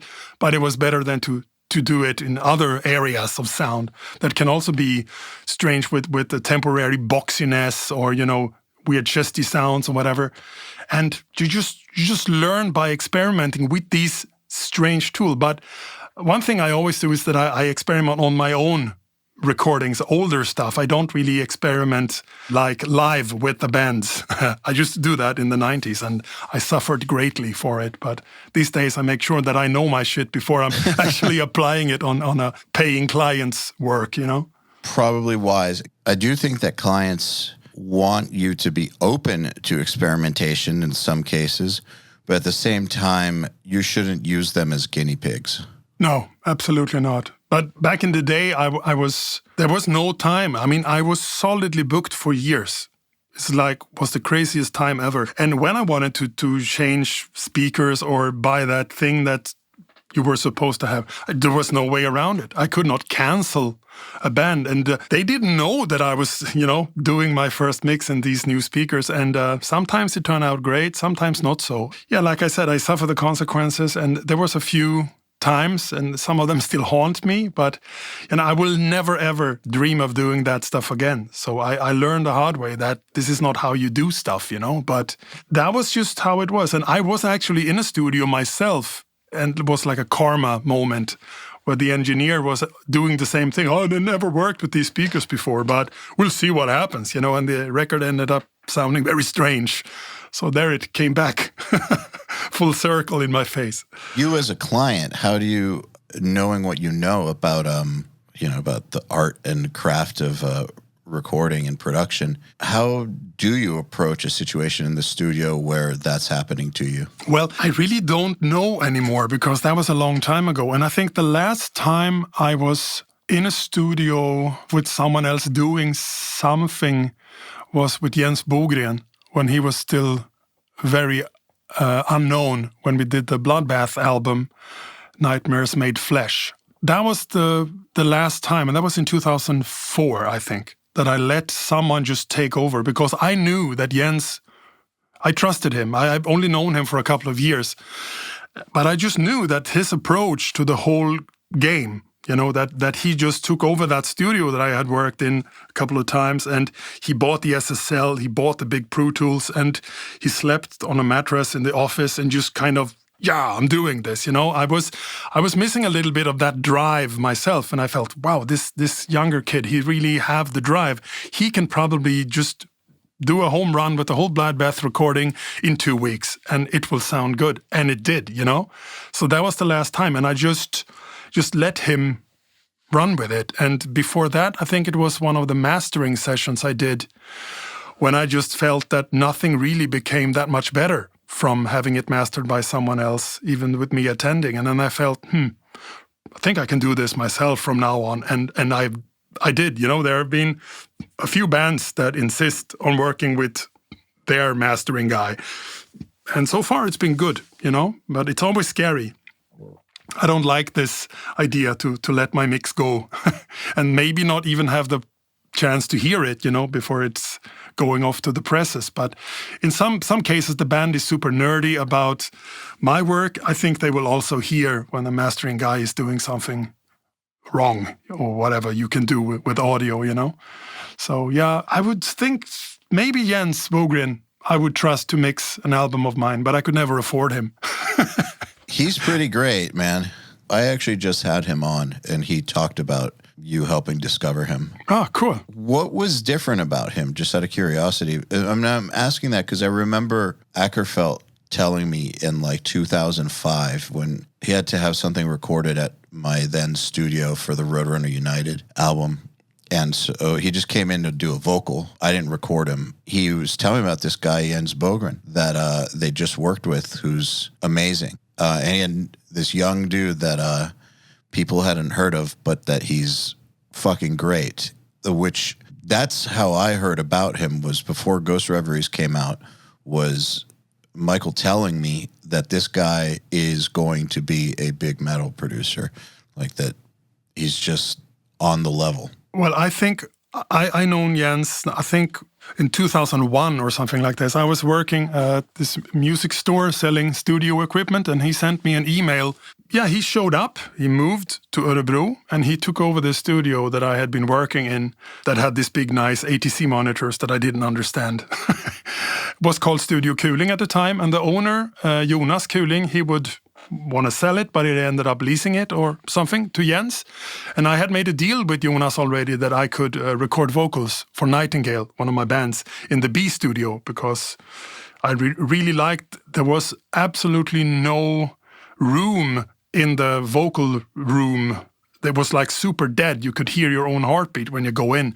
And I wanted that kind of super dead, dry vocal sound, because I just felt that when you remove the room from the equation, it sounds so nice, and you can stand a little bit more far away from the microphone. So I was there in the B studio, and I used to go through the big studio to go to the toilet or to make a coffee or whatever. And then Jens was working on some stuff like barbershop music, some Elvis impersonator music or whatever. And I was just like, wow, he's really going at it, doing this kind of stuff the hard way, working his way up. And we got to know each other a little bit. And I just felt that when I talked to him about metal and all that stuff, that he was coming from a completely different angle than I was. He was not really a metalhead. He liked gothic rock, he liked Paradise Lost and that kind of stuff. But I just liked that he was super serious about everything. And I think I need that kind of guy. I just need him to take this project that I had in mind with Bloodbath, and I need someone that I can trust will do the best possible work, And he had all that, what I felt was needed.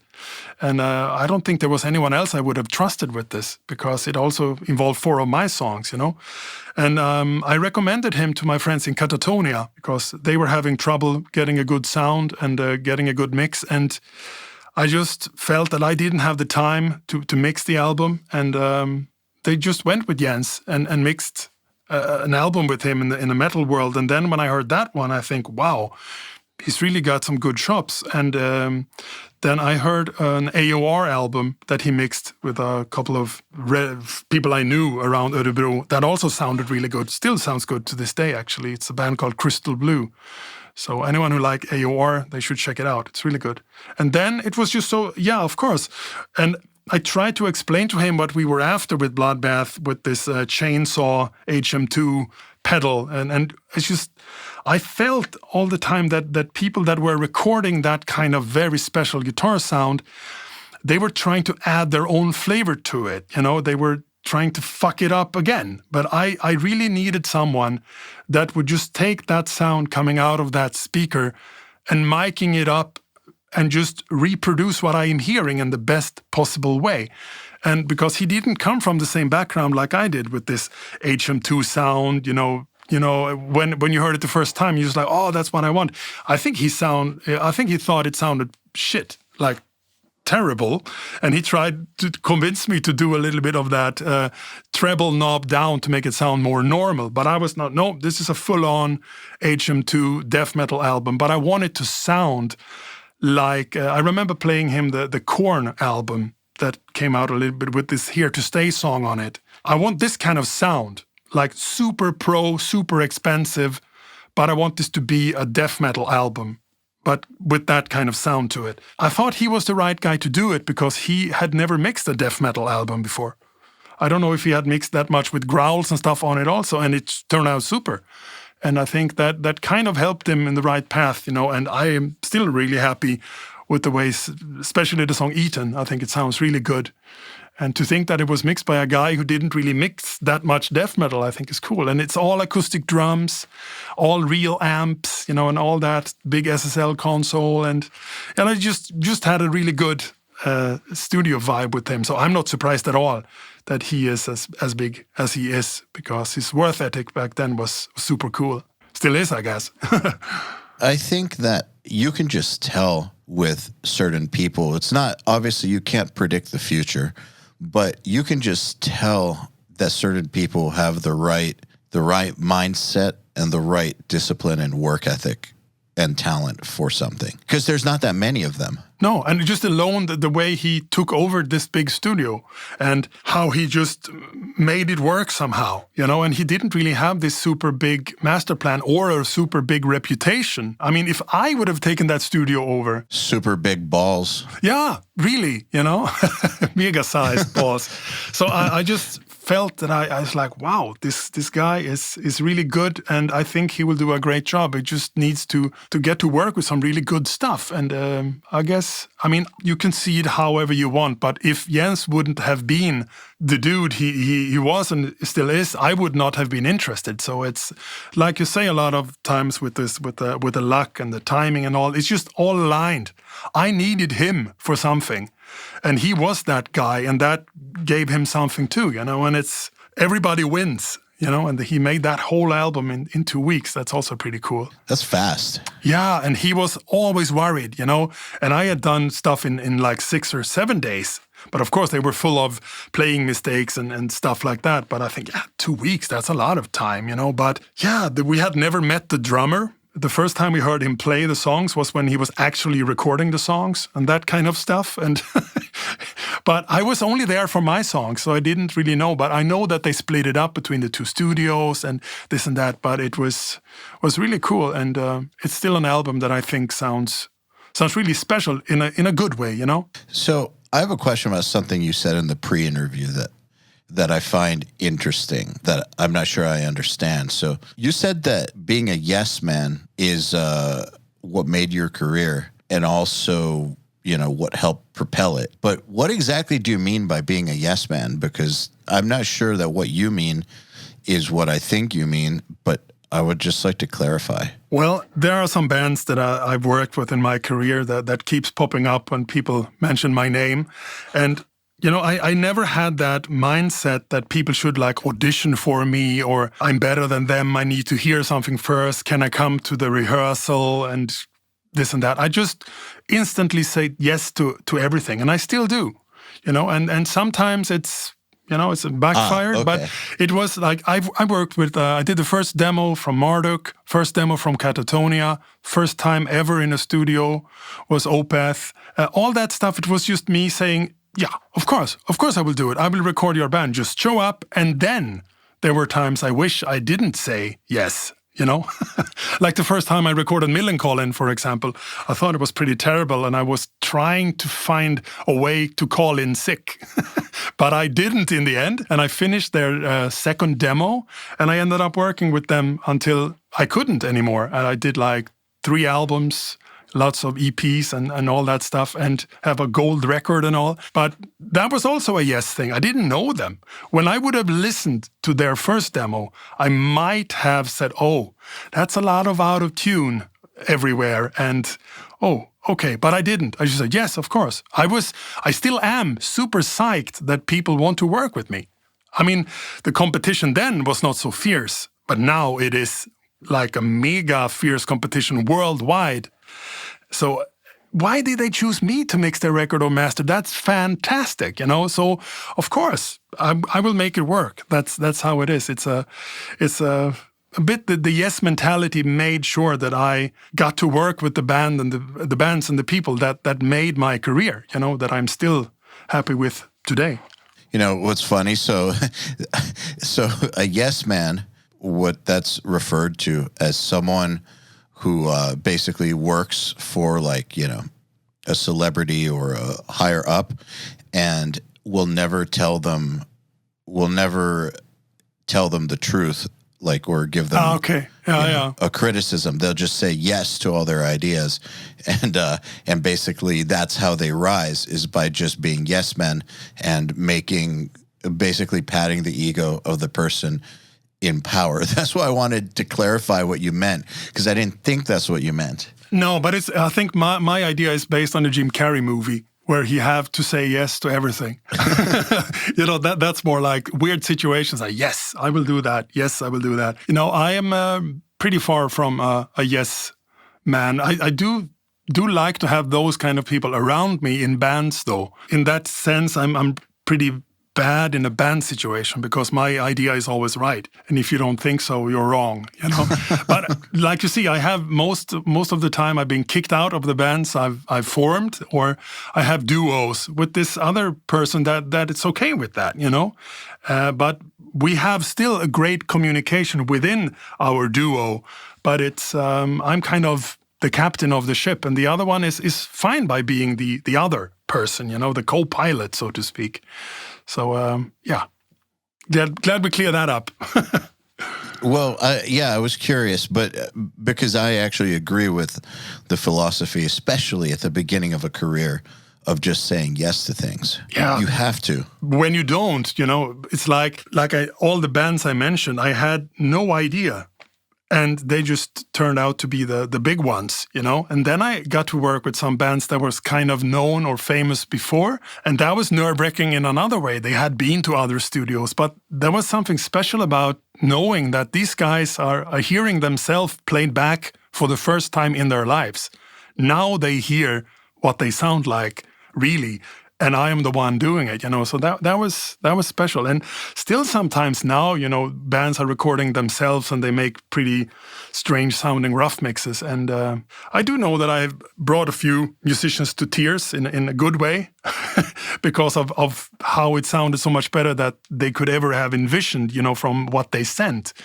And that is always a fantastic feeling. And I feed off it a little bit, getting that really overwhelming feedback. It makes me want to work harder and see if there's something I can squeeze out of this that someone maybe wouldn't have because it would have taken too much time or whatever. Man, if you don't just say yes to opportunities at the beginning, first of all, you're not going to get good because you're not going to have enough experience, right? So there's multiple reasons for why you need to just be saying yes at the beginning. And one of them is so that you can get time doing it. That's it. You need the time to go through various situations and learn how to solve problems. Then there's the whole idea of if you don't say yes, you're not saying yes to opportunities that could possibly lead to the next thing.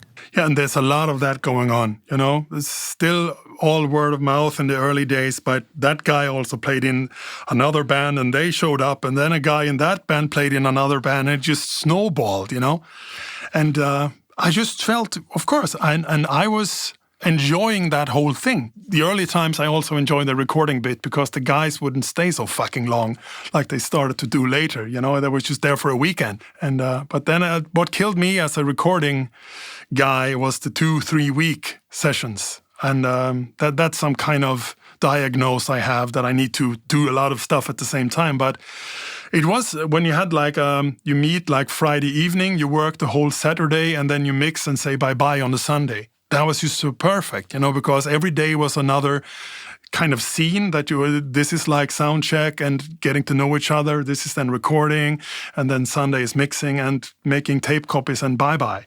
I love that stuff, but the long sessions was never for me. That's why I like the way I can work now, is that I can jump between projects all the time. And as long as I keep my deadlines and make sure that I don't keep people waiting for longer than they have to, I can have as many projects as I think I can handle, and I just love it.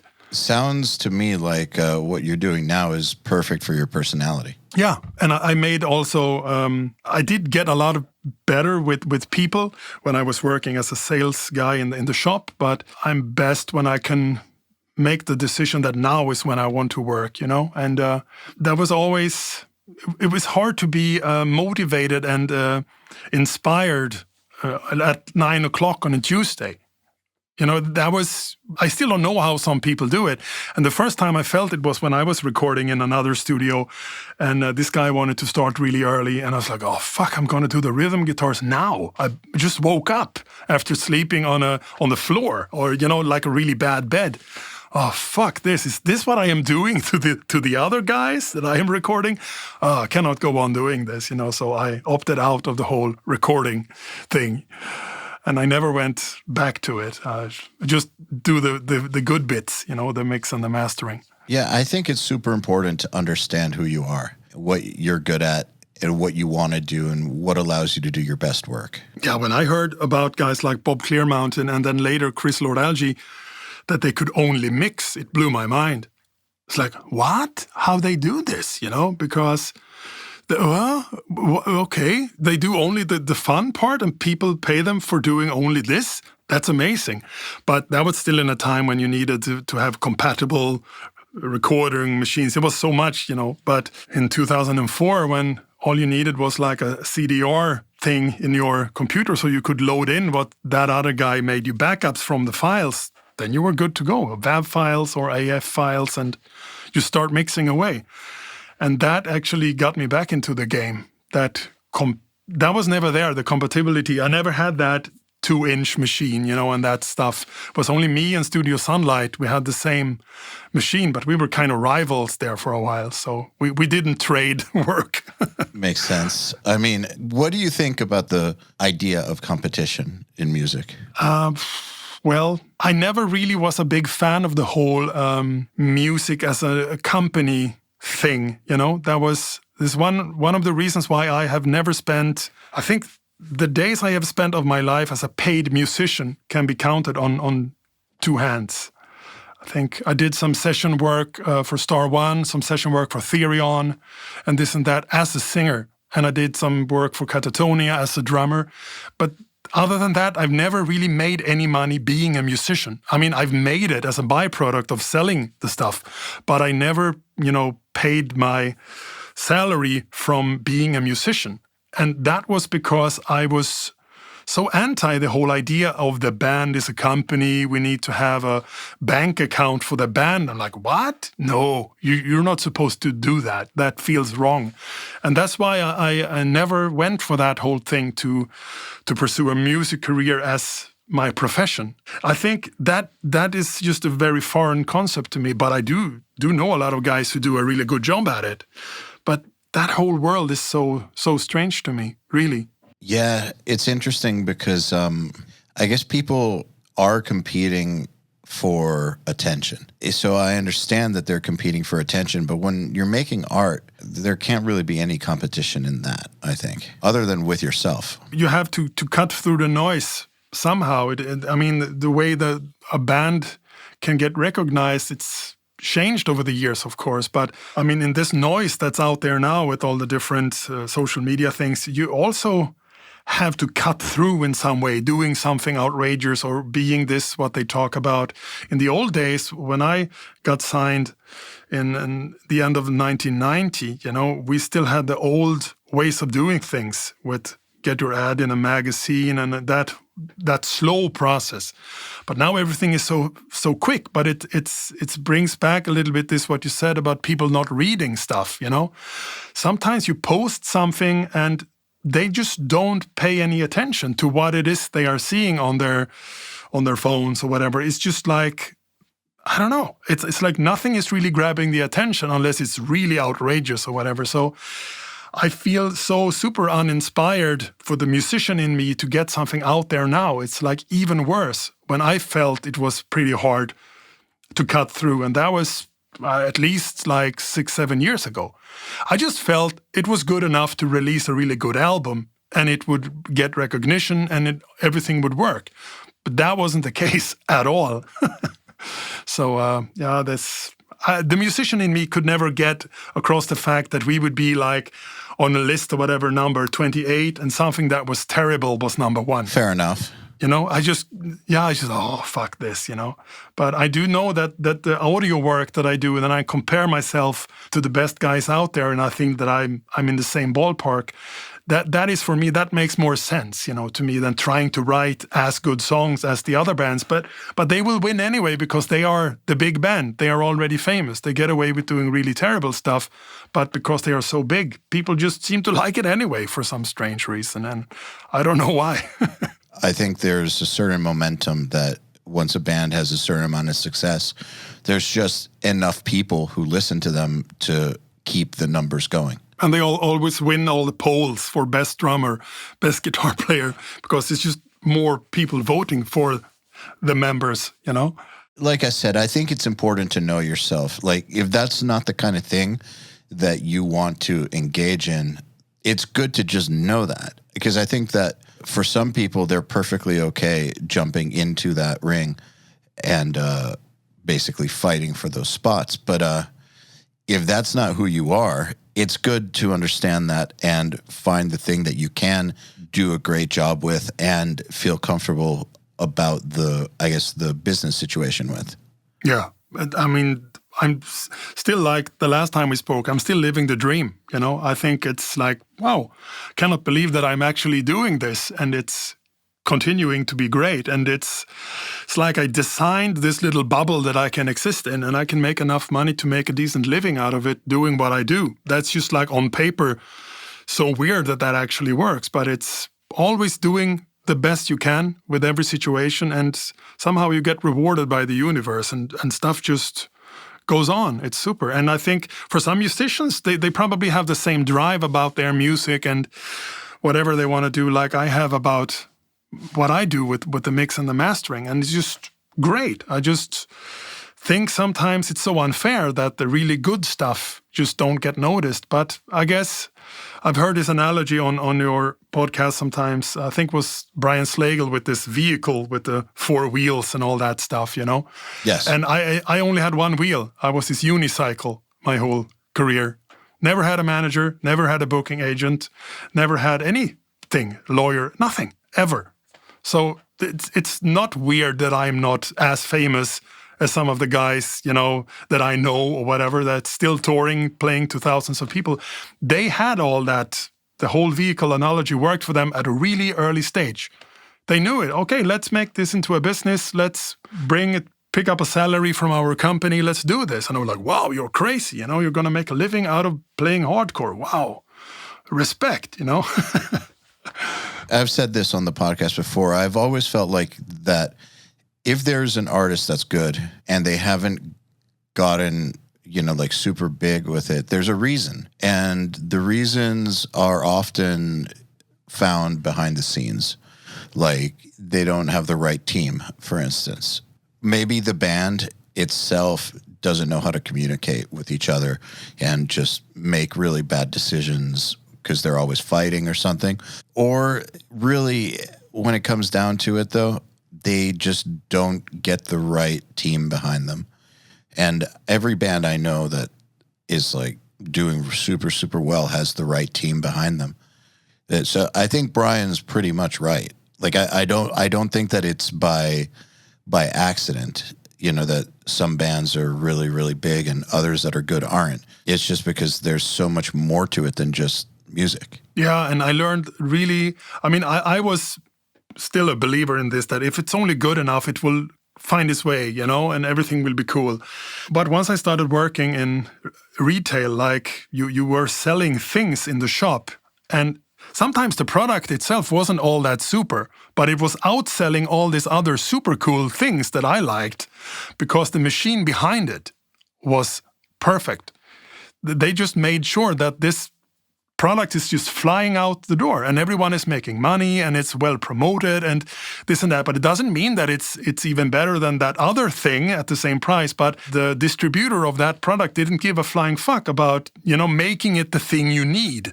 And then I realized at some point, fuck, that's my record. I'm that other box that's there in the corner collecting dust while this is that other big band doing the same kind of music we are, but they rose to the occasion and have the machinery behind them to push their product. We might have better songs according to me, but is it sounding as cool on these big stages as our stuff would do? Maybe not. You know, some even design the music to sound really good on a big PA at a big festival. It's like they don't have all this cluttering stuff. They have really basic stuff because played back at a really loud volume, some stuff just gets too much, you know, but when it's like really raw and direct, you know, like AC/DC or whatever, that just hits you in the face. And you get that sometimes on this big festival stage. It's like, wow, this sounds good. It's like they play a fucking CD in the PA system.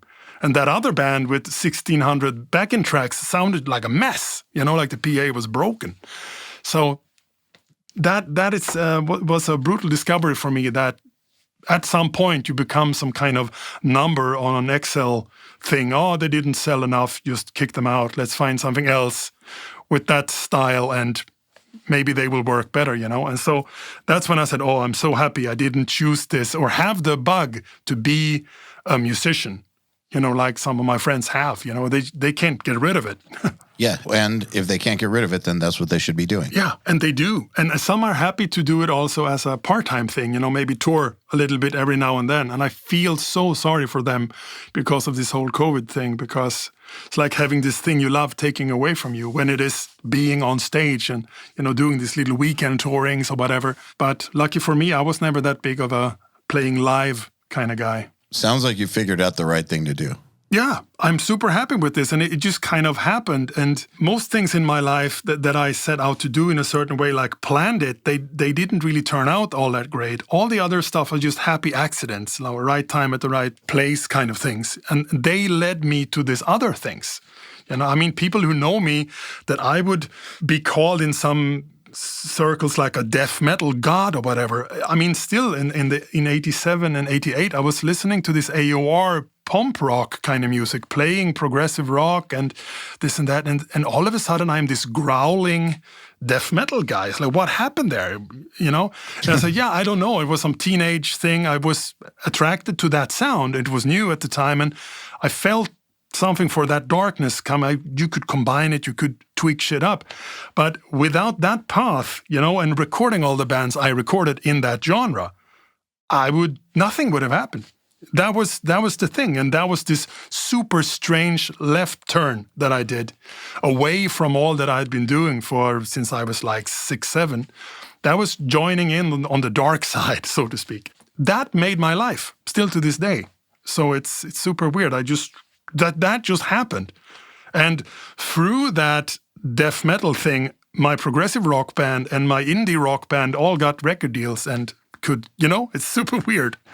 But focus solidly on this path I thought I must be taking, that would have led nowhere. I can echo that. And this is why when people ask me if they should go into popular styles of music or take the safe choice, my answer is always no. You should do what you can actually be good at, because that's what will get you noticed. So, for instance, before Doth, or parallel to Doth, which is my band that got signed to Roadrunner, I had a band that was also like a rock band when I was at Berklee. And I was in it because I was learning songwriting, not at Berklee, but I was teaching myself songwriting. And I wanted a way to write songs that weren't extreme metal. This band was doing everything, quote unquote, right, but something was just missing. But it had the choruses, it had the look, it had everything. Then I went back home for a winter break, back to Atlanta from Boston, made some death metal demos, and I immediately knew that this was what I needed to do. I needed to follow that because it was so much better than my other band. And it didn't matter if it was death metal. It was just so much better. I was convinced that would be a much more sure bet than this super commercial rock band. So I totally moved to follow up with the death metal band. And basically, death metal has opened the doors for me for literally everything I have in my career. I laugh about it all the time because it's hilarious. It's absolutely hilarious that kind of stuff could lead to what it has. But the point being that I followed on what I could do a good job with. And that's what led to everything I'm doing. Extreme metal continues to pay off. And I'm so, so thankful that I didn't do the safe thing and keep pursuing, I guess, more popular styles of music back then. So I really do believe that it's super important for people to follow what they can actually stand out in, make a difference in, excel in. What it leads to, who the hell knows? But it doesn't matter, in my opinion, if it's part of some obscure style or genre. That's unimportant. What matters is how good you can be at it. Absolutely. Shouldn't be afraid of experimenting and also working with different genres and this and that as a mixing or a mastering engineer. It's all, you learn something from this stuff that you can bring to another. And I think for myself, and you have also done this, that when you are working with this super dense blast beat driven death metal stuff that's tuned down to the low Q and all, to make sense of that, and then you get to mix a rock song. It's like, okay, what to do with all this space here? And then you can, that's just luxury, because you're used to this image of sound that is just like super dense, and all these little different shades of black that you have to navigate through to make sense of everything. And it's like, wow. And I think my first recording for another band was this kind of Cryptic Slaughter style blast beat driven hardcore. And that's what I cut my teeth on a Porta track. It's like, okay, that's fast, how to deal with all that stuff. And you just did. You found ways to make sure that stuff got separated and how you mic'd stuff and all that. So you just really dive in at the deep end. And then when you started recording more normal stuff, it's like, wow, this is easy. While some people have never recorded something heavier than maybe a Nirvana song, And I don't know how they would even react when they would hear something like Nasum or whatever that I did all the early stuff with. Yeah. Now, if they're not into that, that's okay. Like if they're not into going for heavier stuff, that's okay. But I feel like if that's their passion, the heavier stuff, if that's what they're drawn to, they shouldn't be afraid of it. And I'm saying that because I know people who have wanted to do that and have been afraid of it because they're afraid that it will limit them. And, of course, it could limit them. It could. But also going for, more commercial rock stuff or pop or whatever could also, you might not have success in that either. So there's no guarantees. I think the best thing you could do is to do the thing that will enable you to do your best work. And yeah, you're right. If you get good at extreme metal, you get good at carving space. Other genres with a lot more space can be a luxury. And then the problem, though, becomes making them sound too metal because you're used to it. Yeah, this is, of course, it's easy to fall into this trap that everything must sound a certain way. But, I mean, my heroes are still Chris Lord-Alge and Bob Clearmountain. And when you listen to their... Oh, yeah. Amazing. ...early productions, the drums are just kicking. And that's what drew me to those albums. It's just like, it's not really like you were thinking, oh, this is probably a drum machine. Or it's just like, that drummer, he's just nailing it with a rim shot all the time. And it's like every tom hit just hits you in the chest. And you've learned that they were really early on with this, working with samples to augment the hits. And they were really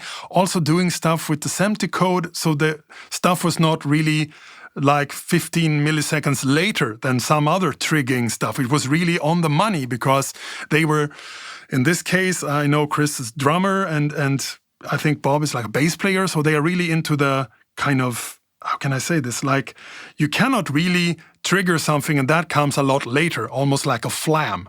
Then you just don't. But if you could push that stuff back in time, so it's arriving at the exact time the normal snare is hit, then you just get this enforced, and that's, I hear this now, but I didn't pick up on it, And then I read in the books about how Morrisound did it. They did all weird kinds of trickery also, with putting the kick actually where it was played, and not like I did with the Alessis D4, like 20 milliseconds later. It's like, okay, that was not really grooving. Once you started using samples, they were all so delayed. These days, it's super easy. You can just align stuff, but back in the tape days, you couldn't. So they did all kinds of trickery, and I started doing it a little bit later with the Atari, slaving up to my Fostex, and I could also make the minus time, and you could record the MIDI data in the Atari and then just make it like 20 milliseconds earlier than it was actually triggered, and it would be exactly where the kick was hit in the overheads. And that made a really big difference to me, and that kind of little stuff, that everything is punchy and clear, and that's really what I want for the metal, but also when I mix normal stuff, I want everything to be punchy. And if the band don't want that, that could be an issue, you know? Like they want snare hits to disappear or don't really hear the kick drum or whatever, then we might have a problem, because also the AOR music, the pump rock stuff that I listen to, have that really solid and punchy production. That's just how I like stuff. You know, I am a drummer myself. And I like every hit I make, regardless if it's a splash cymbal or a ride bell or a kick or a snare, to be like present. You should hear it, you know? And that's also the sonic trademark of some really famous metal producers. You hear everything all the time. And you may not know this, but that's why it's also clear and punchy. And then some have a problem with this. It sounds too polished or whatever, but I like it. I like to hear what's going on. I think it's what I like, you know? You hear every little nuance. I think that that's definitely the thing that is important, is that the taste of the mixer is everything. And it's actually why people should go to a certain mixer, right? It just make me think of when a client would come to me asking for another mixer's sound. Which is really dumb, because it's like, why don't you just go to that mixer? But like, if what the client wants is somebody's sound, and somebody's sound involves very separated sounding elements, as opposed to like just one big vibe that's like, you don't need to hear everything individually, you more just feel it, then go to that person. Yeah. I feel like those kinds of differentiations are the differentiations that people should make when they're hiring a mixer. They definitely should. But I'm experiencing all kinds of stuff. And I actually do like the challenge of getting a reference track and say, we want to sound like this. And I'm like, whoa, okay, how are we going to do this then? You know, that's what keeps me on my toes. To kind of emulate the sound of another mixer, I take my ego completely out of the equation since a long, long time. I had a time in the mid-90s where I had a sound. And people were coming to me from all over Europe to get that sound. And that gets old really fast. And it's super narrowing of what you can do, you know? So I swore an oath that it's all about the customer. This is a service profession. And this, what they want, is something I can bring them. And we have to face it. Some of the guys they want to go to, they cannot afford them. So, yes. And I also have no problem to reference to a mix that's made by a guy who may even cost less than me. I just say, this is the sound you want. Thank you. You have actually made a decision. Because the worst ones are the ones who don't know what they want to sound like. And you ask them a couple of times, can you not just send me a file where you like the drum sound and the rhythm guitar tones together? And they cannot even come up with that. How the fuck are they gonna react to what I do? I mean, the sound they want, let's face it, it's not all that big of a vast universe of good sounds. You can narrow it down, especially in these days. Okay, we like the drum sound of that record, and if the rhythm guitars have a little bit more bottom end, this is what we think is a good starting point. If I have that, I can make magic. But if the dudes don't know what they want, and the drummer wants that kind of sound and the guitar player that kind of sound, I know that will never work together because they're from two different times even, you know? And I say, sorry, you need to find some common ground here. And when I get that reference, like, oh, we love the Heartwork from Carcass, I say, okay, let's make a slightly, hopefully beefier sounding version of that album. And then I'm up against, who is it, Colin Richardson or something? Say, oh, cool. Let's see if I can do this. And no one will ever say in a review, or even the best friend of the band will comment and say, that sounds just like Carcass. No, it will just have that sonic smell, the vibe will be there, you know, and it's a good starting point for me. And then they might say, that was maybe not so much what we want, maybe a little bit more low end than the albums had when they were mixed for vinyl and this, you know.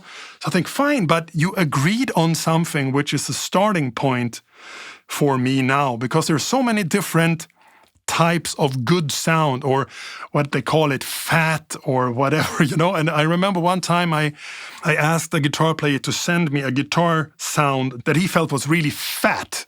And to me, a fat sound is like From Beyond from Massacre. It's like all bass, no mids, just like scooped, you know? And he sent me a sound that pretty much had no bass in it whatsoever. So the palm mutes had no bottom end. I was like, that's not a fat sound at all. But he think this is a fat sound because of the way you hear the string and, you know, the whole vibe for him. This is fat. And I would never in a trillion years have given him a guitar sound like that. Because to me, fat is having the root note a little bit more and a little bit of whooms from the cabinet, you know, slightly scooped. No, was none of that. And in the end, that was his version of fat. So I'm happy that I got to hear it, you know, because I guess we could have gone on and on still to this day about what guitar tone he wanted. But he found one, sent me a sample of it, and I said, okay, that's fat to you. Let's go with that. It's not fat to me, but I don't care. It's your product. So let's give you your sound. I think that's a great philosophy, man. I really, really do. Because just remembering that it's about them being happy. You would be happy when they're happy, right? Yeah, that's all I'm here from. Like I just jokingly say Unisound, your sound, or like I am a sonic handyman. You know, I'm like the guy who show up to, you bought a lot of stuff and now you want me to build it. I'm not gonna start yelling about the color is wrong or maybe I do it in this way instead, you know, whatever. I just do this, what you pay me to do, and it will be exactly this, what you envision it to be, and then I'm out of here. And hopefully I left a good impression, and the next time they need something like a new kitchen put up or whatever, they will call me again because I was this trustworthy guy for a reasonable price. And that's my niche, you know, and I have done so many references against guys, you know, that have mixed album in the metal genre for the last 10 years. And sometimes it stings a bit when, you know, this is a new up-and-comer guy, and now I have to reference. He was probably not even born when I started.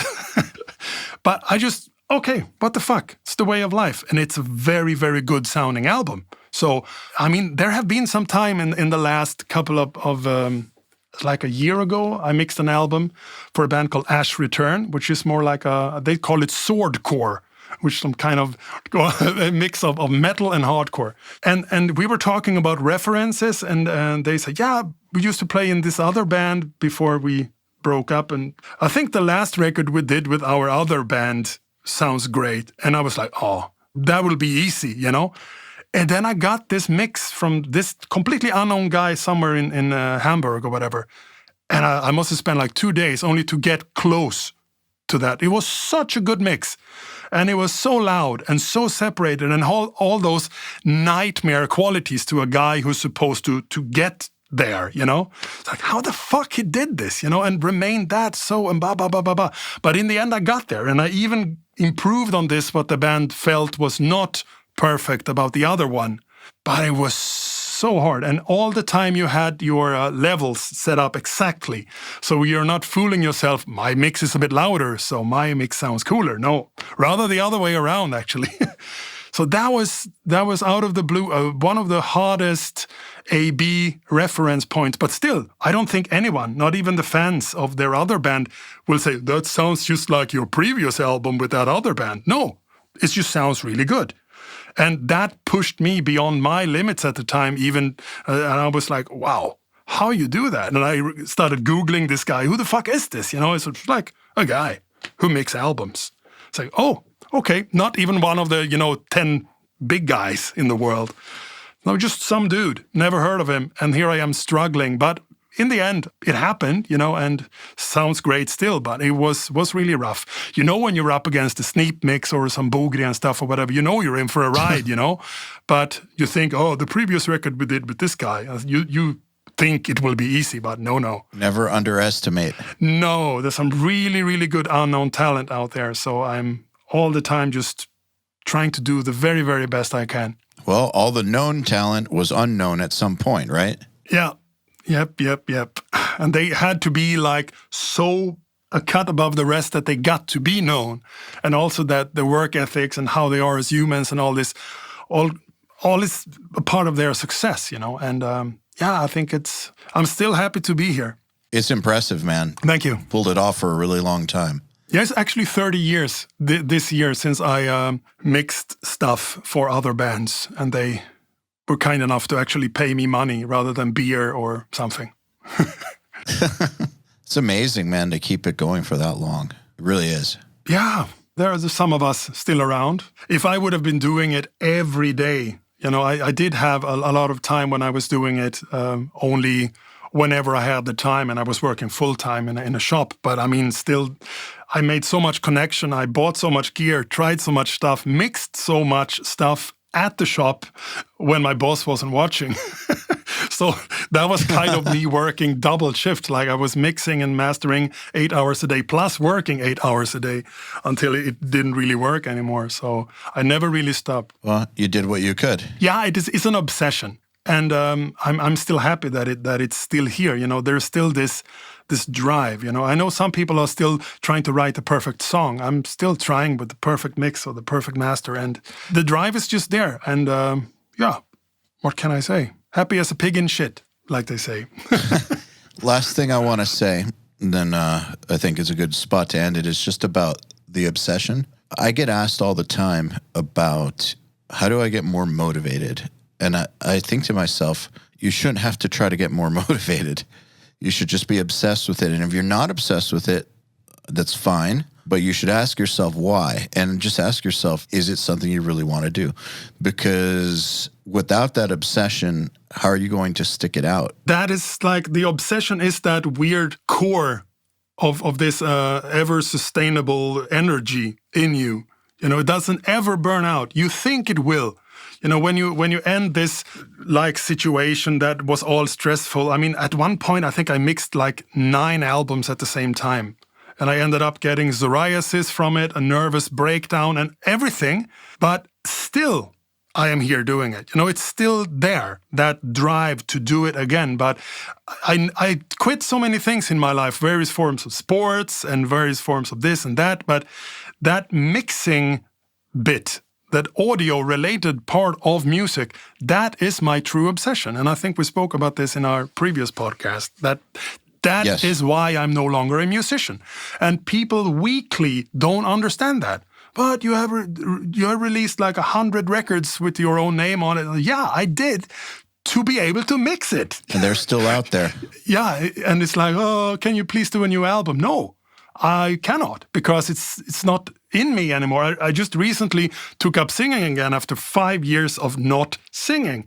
That probably never happened in my life ever, because I think I was singing all the time when I was even a kid, But that was just like, no, I got to focus on this stuff and let my voice heal after I growled a little bit too much. But it's like that burning passion is all about the sonics. And also what I like about this, how my setup is so minimal, but so extremely powerful. That's always what I wanted. To be able to just pack a few things up and go. Not to have this big fucking hangar full of stuff. That, I have to stay here now for the rest of my life because I can never move all this shit, Yeah. I can pack pretty much all of the important shit in my small car and just drive off, and I could set it up somewhere and make a good mix. That was always this also, that must at some point in time be possible. And now it is, and I'm ever grateful. Well, that's awesome, man. Congratulations. And Dan, I want to thank you for coming back on. It's been a pleasure talking to you again. Likewise. Till next time, then.